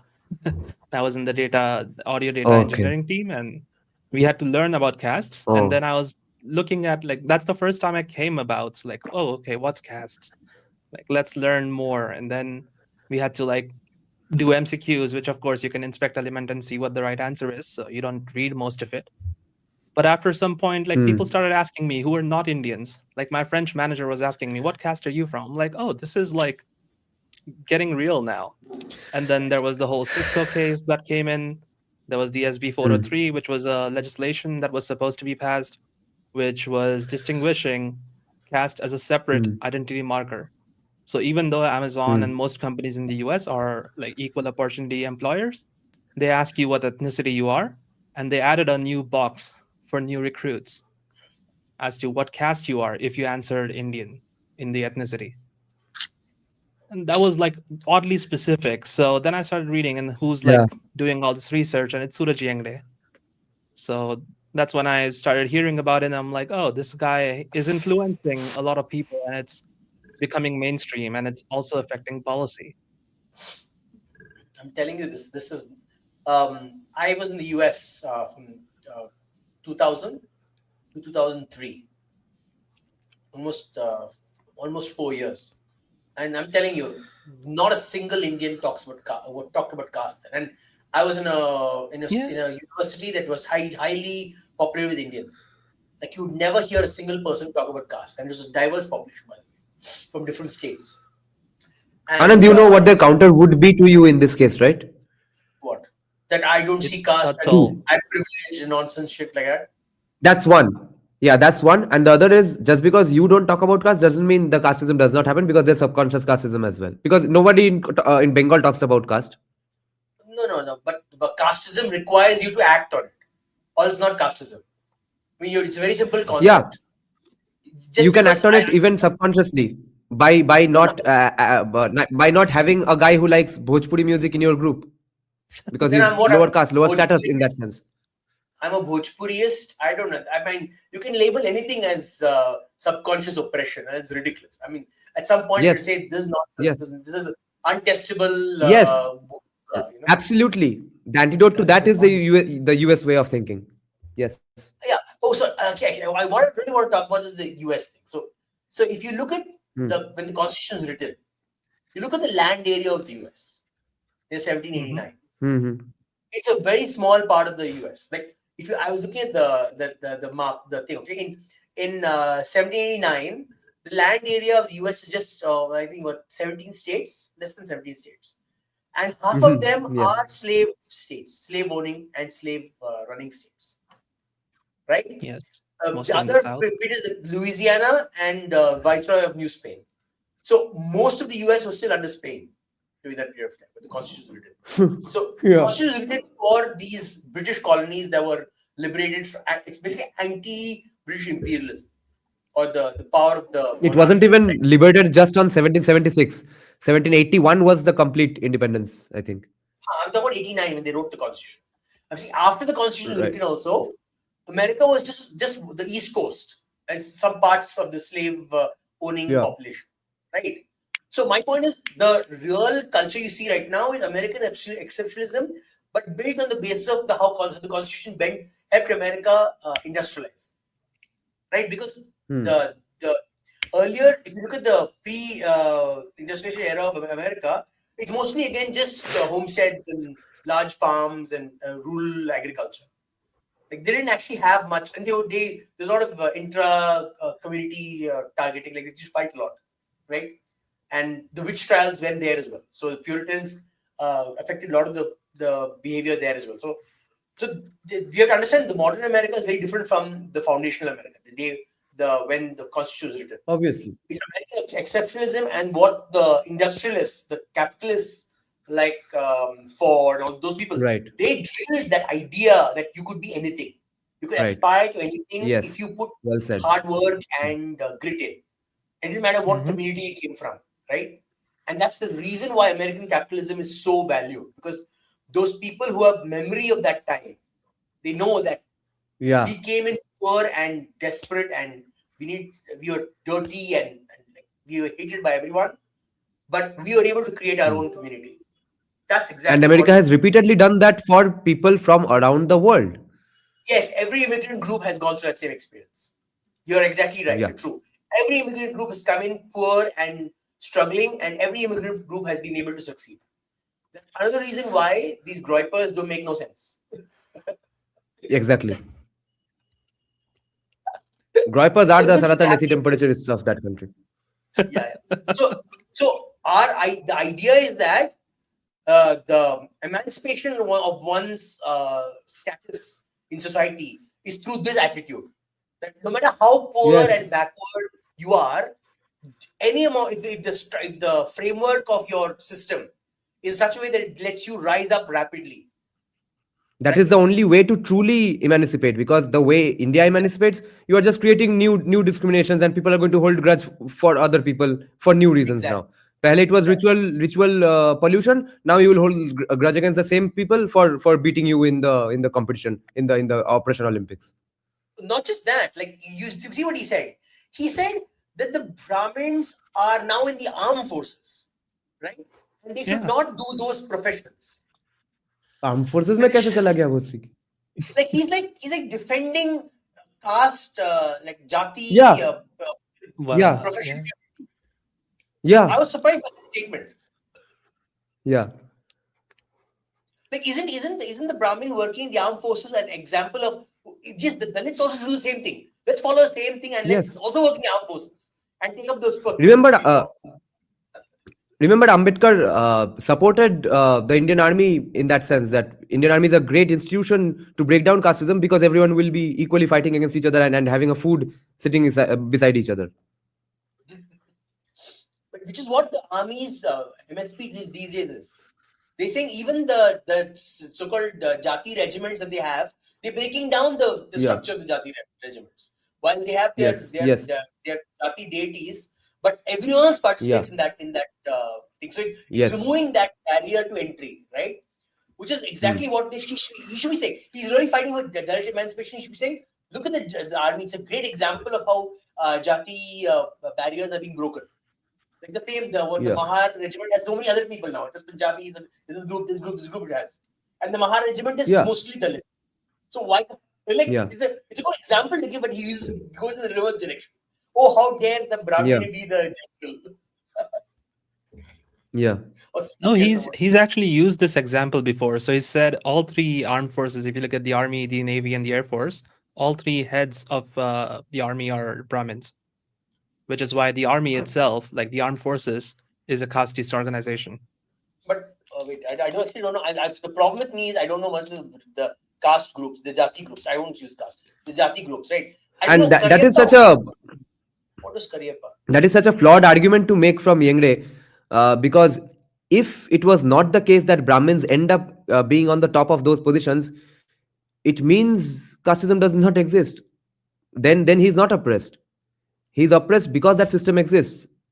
Then what is he complaining about if that system does not exist? Why is he surprised that Brahmins are reaching the top? Because there has been historical privileges. Those families have had social capital, cultural capital. So obviously he will study harder. But that is applied to the way the army selects its generals, no? It's not like the Supreme Court. Of course. It's not like the Supreme Court. Yeah. His argument would make sense in the Supreme Court. It would not make sense for the army. Like we said that Chandraju's father was a judge and Chandraju is a judge and Chandraju's son will be a judge. That makes sense, right? That system is there. No, but you see, he's basically drawing parallels of like, oh, look at all the white people dominate the army in the US, and it's the Brahmins that are dominating in India. So the Dalits are basically the black people of India. No, but that's the funny part. It is not comparable. See, that's why he's used the word apartheid for Brahmins, because he knows it's comparable to South Africa. Because South Africa, there are a very small number of white people controlling the majority of the population. He said 80% is this. Like, no, but it's not comparable, because apartheid was not about just having social capital. Apartheid was about creating laws and systems where you could not own property freezing the same system. as the You literally had no ability to grow. Like, there's no chance. Yeah. And that is not comparable to what India has. India has a system of disaggregated discrimination, maybe. Right? It is like discrimination in a very localized region. Like, each region has its own dynamics where discrimination may exist. Right? Yeah. So you said Bengal, for example, you don't see this discrimination. But if you go west a little bit to Bihar, the discrimination is very on your face. You can literally see it in communities. You go a little because it's conscious. You go a little west more into UP, the discrimination completely changes. It becomes a different kind of discrimination. Right? Within UP, you go westwards even more, the discrimination changes again. because the Jati communities are diverse and the ones closer to power Yeah. are different. Yeah. And you're right. You keep mentioning the critique of Yengde is that it is about closeness to power, not about the Jati in the hierarchy of what historically it was there. Yeah. Each region's Jati closer to power has so in Bihar, for example, the Mahadalit divide is so stark that they can lose elections over it. It is so stark. Like literally, they fight. Same thing with you take in Maharashtra. Why are the Mahars? You look at actually once had this listened to discussion between a Mahar from Maharashtra and an SC from UP, and the guy from UP was like, "I'm an SC from UP, and we have barely talked about because you Mahars are always occupying all the spaces, political spaces. You don't let us speak about our issues, but you'll keep building more political power and assets and everything, and nothing is passed on to us." Yeah. So that's why the bigger question would be that why are then Indians so underrepresented in the US Armed Forces? Is it because of discrimination or because Indians are simply physically way weaker than white people and black people? No, because it's a good parenting. Parents don't want their children to go into dangerous jobs. They want their children to get good jobs, make money. That's what I'm saying. No, it's about societal priorities and what. No, the US Armed Forces jobs are pretty good jobs. If you don't go to the battlefield, you don't have to go to the front lines necessarily. It's a pretty good job. You get free college education as well. No, you see, for example, you will not see any Indians doing carpentry. You will not see any Indians doing any plumbing. But you see a lot of white people doing plumbing and carpentry. They go to school for that. But that's for a different reason. That's because of the remnants of dignity of caste. labor. No, I don't think so. Yeah. They don't see that as a valuable profession for a stable life. See, I'm telling you, everything comes from what you perceive. But in fact, it is a valuable profession for a stable life. They just don't want to do it because they are still casteist in that sense. I don't know. By the way, the armed forces, I don't think that is correct. Why did all the hotels? Why did Patels take up all the motels then? Tell me that. Because they were happy running businesses back in India as well.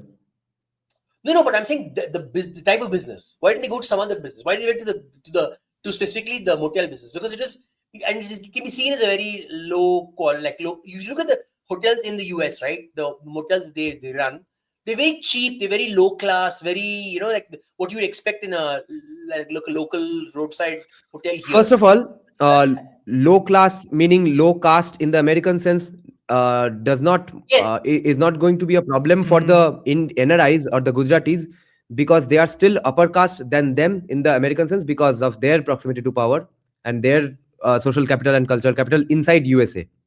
So the poorest white guy or the most low caste white guy is still upper caste compared to the Patel. No, and secondly, because after all, running businesses. No, they don't perceive. Of course, they do. No, I disagree. Why wouldn't they? I think the motel owners have a lot of agency. They make a lot of money. The motel owners are usually more richer than, like, let's say, engineers or doctors in the US. And remember, Anand, those running 911 shops and 7-Eleven 911 shops. Shit. 7-Eleven shops and motel businesses were specifically given to Indians only. So there was a bit of DI inside that as well. No, Indians were preferred over everybody else to do that. No, they were not. They had an easier time getting into those businesses. No. It's similar to what happened with the Indians in the Caribbean or in South America. No one wanted to do that work, and the Indians are like, "We will do it. It's okay. We have no problem with doing it." You understand? It is a lack of people taking those jobs that these people who are entrepreneurial took those jobs. You have to understand. It's a very no. It was not completely organic. It wasn't completely organic. There were policies in place for Indians.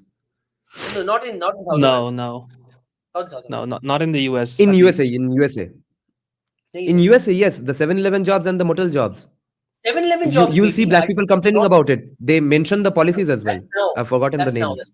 That's now. By the way, a lot of workers actually complain about this exact same thing, and that's when they bring in casteism, saying Indians only hire other Indians, which is why when one Indian has a 7-Eleven, they're only going to hire other Indians in that store. They don't hire black people. They don't hire white people. No, yeah, So they that's frame a it stupid caste. argument. It's technically about what group survival. That's all. It would be more like Indians jati don't. than discrimination. They don't see the black worker as less. Indians, yeah, go on. They just like, I want to hire these Yeah. people because I can work with them easily. Yeah. No, Indians sitting in India for 70 years don't understand caste. How will Groypas understand caste? I want to discuss another question with you two. How do you think Rajiv Malhotra would fare in a debate with Suraj Yengde? I don't think so. You'd fare very well. I don't think Suraj Yengde would face Rajiv Malhotra. Rajiv Malhotra has given him he wouldn't. invitations multiple times, and Suraj Yengde has Yengde rejected. won't because of Yengde won't because Rajiv Malhotra does not have the academic janeyu. But even if he did, even if Yengde had a big enough heart to do that, how would Rajiv Malhotra fare? No, I'm saying again by fair. What do you mean? Like fair means I think he would debate him quite well. Like he'd make some good points. But fair as in like would he be able to convince Suraj Yengde? No, not possible. Zero possibility. No, would he be able to stand up and destroy him? Would the audiences be convinced of Rajiv Malhotra in a debate between Rajiv Malhotra and Yengde? Again, depends what is the composition of the audience. You have to understand what happens, right? In these kind of debates, the audience is, like if you, for example, just standard liberals, American liberals, right? Let's say it's 50-50.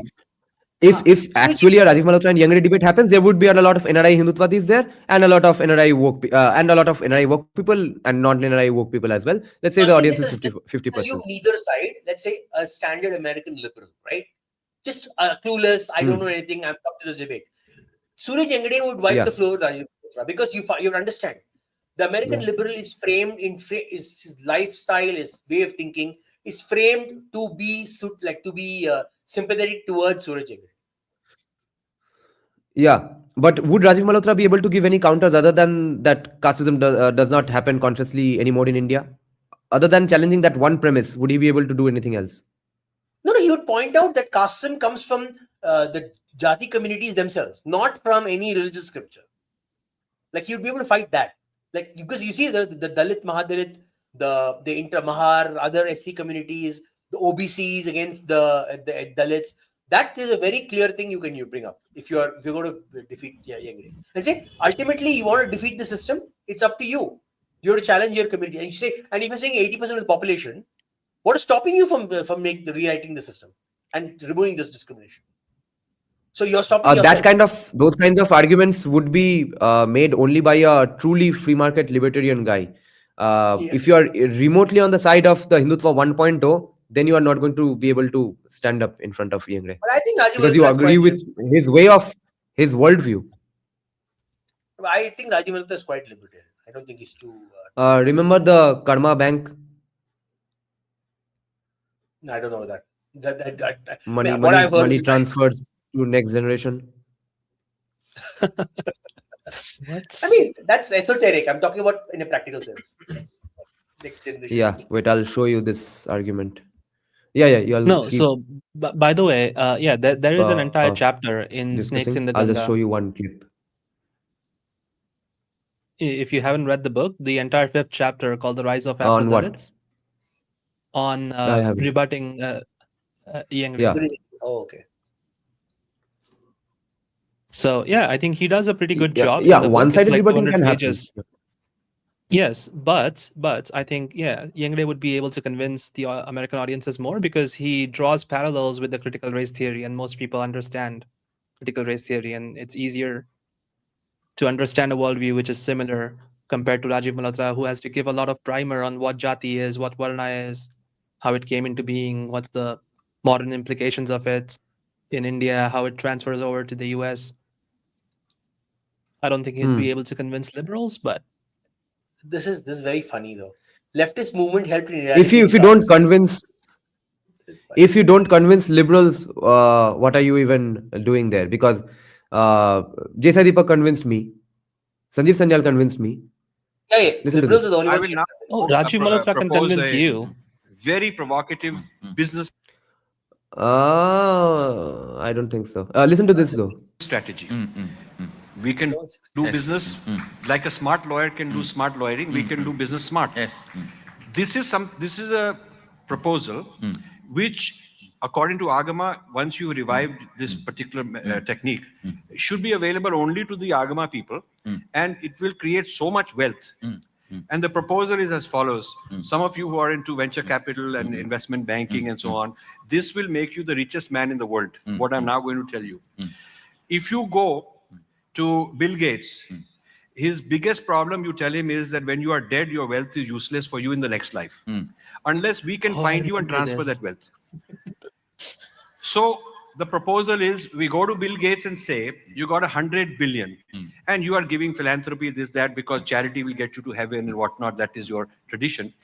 Out of the 100 billion, you give 50 billion to us in trust to be given to you in your next life when we find you. Because it is possible you may be born very poor. Bill Gates may be born very poor. And Warren Buffett may be born in some African village, is very poor guy. Because, you know, the karma people, the people in the sky who are the admin for karma might say, okay, you had one good life, now you have to be poor also. So if we can, within the rules of the Agama, locate where Bill Gates is next time and give him at least 5-10 billion, he'll be much happier. So to do that, we form a trust management company. Normally, trust is formed to transfer your wealth to your biological offspring and all that. And these banks take a lot of commission and they pass it on to your kids and whatnot. So this will be the world's first inter-life reincarnation trust management. Okay. I think if we do little more research and establish the authority, we can do that. If it is possible. Yeah. So sure. So right now, $40 trillion is owned by the world's richest 1% people. $40 trillion, which means when they're dead, it's gone kaput. They don't know if their kids are any good, not good. Some of it is taken by government here, there, whatever. So if we could get $1 trillion out of this 40, put into our trusteeship, where we will form these Agama groups. We will take the Gurukul kids and teach them as another manifestation. To Warren Buffett will get 10 people meditating around him to keep track, entanglement, his being. And then like the... Actually, Agama even gives the methodology to bring back where you want. Yeah, and so... we can be clearly guiding and bring back wherever we want. So there'll be two levels of fee structure. One fee structure, you know, we take 25% of what he's put in trust is our fee. And what we do is, we got a GPS on his Jiva Atma. And these kids from the Gurukul will be entangled with Warren Buffett. Another 10 will be with Bill Gates, like that with all these people. Another, maybe we'll need 50 for Mukesh Ambani, because he needs more help, you know, more help. So each of these group will follow the Jivatma GPS, and where he's born, they'll go there and give him his money and say, we are authorized, we have qualified, this is how it works, and 25% is ours. If the guy wants to be born in a particular place of his choice, then the fee is 50%. Yeah. So this way we become the richest community. The Hindus with Agama become the richest technology. And rather than anybody supporting us, we will be actually the people supporting the whole world, richest people. This could be happening. So maybe it'll take 5 years, 10 years. This is the world's most powerful R&D center. I feel that Swamiji is the most powerful cutting-edge research R&D person. Yeah.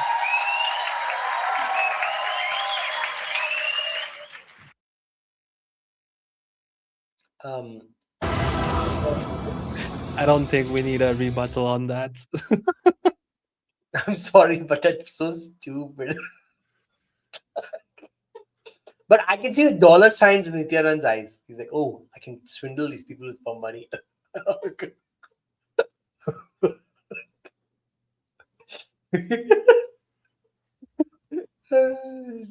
be. They look at the soul.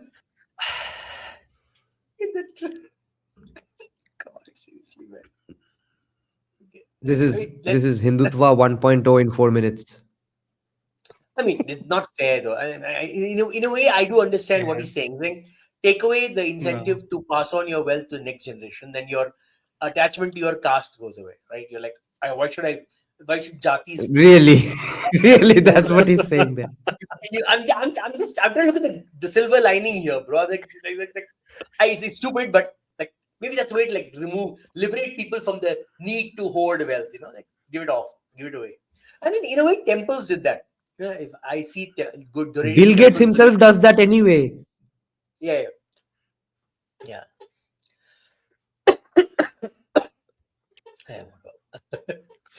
Yeah, this is pretty stupid, but I don't think the 4 minutes does him justice. He has some pretty good academic work. And he's a little at funny least. about it. He was being like he seemed a little jokey about it. Okay, he didn't look very serious. He looked very serious. This could be a script for a Key and Peele like skit. No, I thought that as well. No, but later I found out that it was actually meant in a serious way only. Oh God. But the moment you accept the premises of wealth being accumulated in the hands of the few and that's inherently unfair, etc., you have lost the battle anyway. After that, whatever solutions come out of your mouth will be some variations of a retarded argument. I agree. that is kind of stupid, actually. Yes. Okay then. We'll take your leave now. Thanks, Anand. Thanks, Vesti. Unless you all have anything more to add on the Yengde topic. Did we miss anything? Like I was like, I knew I had something more I wanted to say, but I can't remember because the video is so damn long. And Yeah. So okay, one interesting thing. So this is the lady, right? She's talking about very interesting. So actually, there was a comment someone made. He ran off. I think he's not here anymore. Roshan. He made this comment. He said, "Leftist movement helped in eradicating casteism." I want not only him and this lady from Tamil Nadu to answer this question, right? The Dravidian movements like literally drove out all the so-called upper castes out of Tamil Nadu, and they've been enjoying like political power for like 20 years. Have they eradicated casteism from Tamil Nadu? That lady clearly shows that they've not, right? And they play the similar socialist, commie shit, okay, leftist nonsense on a regular basis. Yeah. And I think I told you on another call, another. I think yesterday what it was. Tamil people are capitalists. So this bullshit that they're like, oh, we are leftist. They're not leftist. They just use leftism as a lie about what they are. Okay, and leftism has not created anyone from casteism. It's never will. Because fundamentally, if you're going to sacrifice all your wealth, right? So imagine you're a large group of people with multiple castes, and leftism requires you to sacrifice your power to the state. Who will come into power in a state?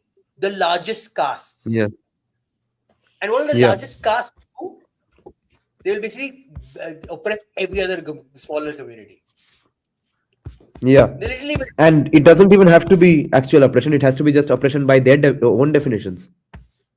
Not just that, they don't. And that will happen. They don't explicitly state. All they need is like what's happening in China, right? What's happening? How is the Communist Party putting forward capitalism, but still almost all the businesses is owned by Communist Party members? Not common Communist Party. I'm talking about rich ones, the really rich guys. They don't share the wealth with anyone. It's exactly what will happen as a leftist system. Yeah. And casteism will get stronger and more resilient there. Way more resilient. Yeah. Okay then. Thanks then, Anand. Thanks, VST. Thanks everyone in the live chat still awake. Thanks for joining this conversation. This was a lot of fun today. I was just thinking today that I haven't been reading anything in a long time. So the last thing I read was a bit of the book called Enlightenment by Sadhguru when I was in Nisha Foundation. But today's discussion with and expounding on it, countering, taking the points from the live chat, that was equivalent to reading up some. One to some thing I degree. missed. I know something's remembered. Yeah. That guy, the Bodh guy, the Mahar Bodh guy. You hear what he said, right? He said the Pawar group. What is that Pawar? What is it? The Pawar. Sharad group. The Sharad party. And he said Sharad party funds Bodh people outside of the US, outside of India. So it is very interesting. The BJP has still not reckoned with the idea that all these political parties in India are funding movements to hit them from outside of India, where the law cannot catch No, them. no. BJP has understood that there are global VHP RSS branches. No, but those are HSS. HDFC branches are not doing anything. They're just doing their shaka like their uncles sitting together and having cooler aid music. Have you seen a single Isn't paper Tulsi? inside branches? Isn't Tulsi our recruit from No. global VHP RSS? No. She's just a Gaudiya Vaishnav, what do you call it? What's a karma yogi? Okay, who just happens to have connections with some RSS groups, but the outside of India, not a single VHP RSS group is doing scholarship on this topic. The closest is Indo-American Foundation and Kona. The only two groups who are actually doing something. Right. Indu Vishwanathan is also doing some of that stuff, but she's not part of any group. I'm talking about like the formal. Right. All they do is political fighting for BJP. That's all they're doing, and that's the whole problem, though, because they're doing BJP-focused activism. The entire Hindu community is basically targeted as BJP supporters. Like, maybe BJP supporters, but what about the activism about these groups? Right, that's very important. They're not doing it. Even the caste bill in California, it required HAF and Kona to fight it, not the VHP or the RSS in any of these places. And Kona and Hindus of North America, they could not do anything. It was vetoed by the governor. Gavin Newsom, It could have passed through, and the Seattle one actually did go through, and it was also vetoed by the governor. So none of the activism actually helped. There was some political pressure by Kona. They were able to they were able to help him come to the right decision. And he technically followed the so the reason they will keep failing this is because they won't say that the antidote to all of this is free market capitalism, individual liberty, individual responsibility, capitalism stuff. They will keep on agreeing with their premises, and once you agree with their premises, you are not going to be able to bring it down to therefore let's unite under a Hindu umbrella, not just a Dalit umbrella, because there's going to be plenty of baggage to deal with. And if at all you want to address the baggage, you'll have to admit that yes, the casteism is going on, and yes, even this is violence, even this is oppression, on which you and I would disagree that no, this is not violence, this is not oppression. And even if that thing is going on, the solution to it cannot be this, it has to be capitalism and free market. वो दिल से तो गर्व से नहीं बोल पाएंगे, उसके लिए तो सनातन ऐसी टेम्परेचर करेंगे, इसलिए उस डिस्कोर्स में हारते रहेंगे. तब वेस्टर्न स्टाइल कैपिटलिज्म को वो भी क्रिटिक करेंगे. Because they don't accept it in India either. That's a problem. See, they're so socialist in their makeup even today, right? Exactly. That's why they'll lose. BJP may be supporting some industrialization and business and stuff, but the base that they use on a daily basis to go and run the shaka, to go and get votes, that base is still very socialist. They don't want to move beyond that point. They're so even the same. So are the NRIs. Abroad, Right. So are the NRIs. NRIs involved in this activism. No, but now they change. So one ray of hope I see is a lot of the younger NRIs are not like this. Like the third or fourth generation are very free market. Are they the activists? They are there. That's my point. It's getting very interesting. So the first wave were just keeping quiet, like just blend into society. Don't support Hinduism. Yeah. Second wave were more like my kids are going away from my culture. complain. Third wave was like therefore learn up a few lines of the Gita. Third wave is like woke fair. Let's go Democrat. This. The fourth wave right now is like I want to be as Sanatan as possible, and I want to be capitalist, and I want to be free market. So it's a very interesting cocktail going on right now. Bhai, Anand, that's just a fucking lip service. Unless you are completely Thomas Sowellian in your arguments of saying that yes, I'm very pro free market, etc. Only then you can solve this. The moment you add the caveat of yes, there's a problem with unbridled capitalism. No, there's a problem with Western style capitalism. The moment you lay a foot inside that camp, after that you'll have to agree with the rest of the premises of Yengde. But one thing you're missing one important problem that Indians in the US face, or most Western countries. Their social space is among these kind of people. They have to virtue signal to survive. It is not even, it's not because they believe Therefore, it. Vivek Ramaswamy is the ideal. Why can't they just be like Vivek Ramaswamy? It's not like Vivek Ramaswamy doesn't exist. There is a model to follow. Because They'll in fact criticize Vivek Ramaswamy for being too westernized. No, because what has happened is he basically went to a group that doesn't like them itself. See, you understand, Vivek Ramaswamy. So what? Hijack that group. How can you? How will you survive in USA and have a strong discourse without hijacking the majority group and their Because discourse? hijacking a group is, that's what I'm saying. No, the safe space is better than the difficult space. Like you do a lot more work to get into the difficult space. Right. Then You'll never win, of course. No, they've started. Vivek Ramaswamy is the only way forward. Now only why is Unless Vivek they Ramaswamy? fully embrace Vivek Ramaswamy, they are still not embracing Vivek Ramaswamy. That's the problem. No, because he's showing the things he's facing is fear, making them more scared. The attacks he's facing is making them more scared for their safety. You understand? Then choose between Groypers and Yengde. So my point is, if you observe Vivek Ramaswamy's earlier journey, he was a Democrat. He was he was a pro-Clintonite. Okay, if you look at his earlier behavior, then he slowly transformed. Why did he transform into a more right-wing, so-called? He's not a Republican. He's basically libertarian. But why did he transition into the so-called the Republican space? Because you look at what the first book he wrote. He wrote Woking. Because he realized the threat of the woke and the leftists to the entire stability of the Indian American community and his kids. So he has to sell this to the other Indian Americans. He's not doing that, and that's his mistake. He's selling only to the white community. वो भी विवेक करेगा. He has to do it.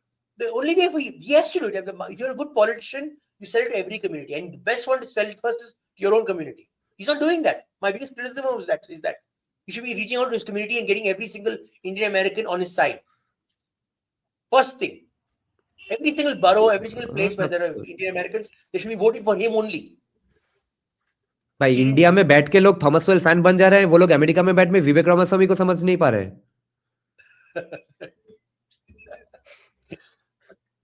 विवेक रामास्वामी का जो dilemma है वो तो उनको ही समझना होगा. वो कैसे व्हाइट आदमी समझेगा? Or one thing I'll tell you, one thing I've noticed a lot. We criticized this about the debate yesterday also with Muhammad. This booga Hinduism, right, is a very common trope. Yeah. Hinduism, anything I call anything Hinduism. I just go, I put some essential oils in my armpit. I put some goop, get some goop, I put some stones. I sit around and do Reiki. I sit in meditation posture. Just add a ma at the end of any word and it's Hindu. Just call it not goop, call it goopam and it's Hindu. That is Hinduism right now. It is like this, this Christmas kind of Hinduism. Christmas tree. That is a problem, and there's not enough. Again, like I said, no, the BHP and the RSS are not doing any research, no papers, no nothing. It's only Kona and maybe HF are doing actually some work, like some amount of work. The rest are not doing anything. That's the point. That's the problem. Yeah. Okay then. Good night, guys. Good night, Anand. Good night, Vexty. Good night, guys. In the audience. See you all soon. Bye. যদি সবাই ফিরে যায় ওরে ওরে ও ভাগা সবাই ফিরে যায় যদি গহন পথে যাওয়ার কালে কেউ ফিরে না যায় তবে পথের কাটা তুই রক্ত মাখা চরণ তলে একলা দলরে তুই রক্ত মাখা চরণ তলে একলা দলরে যদি তোর ডাক শুনে কেউ না তবে একলা চলো রে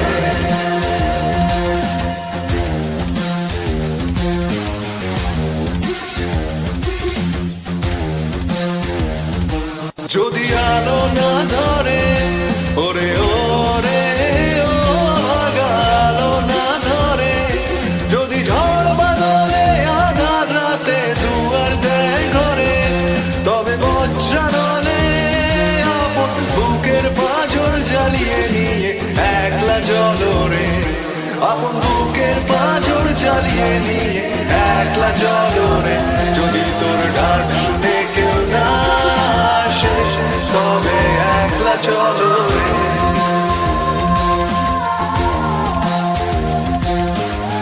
একলা চলো একলা চলো একলা চলো একলা চলো রে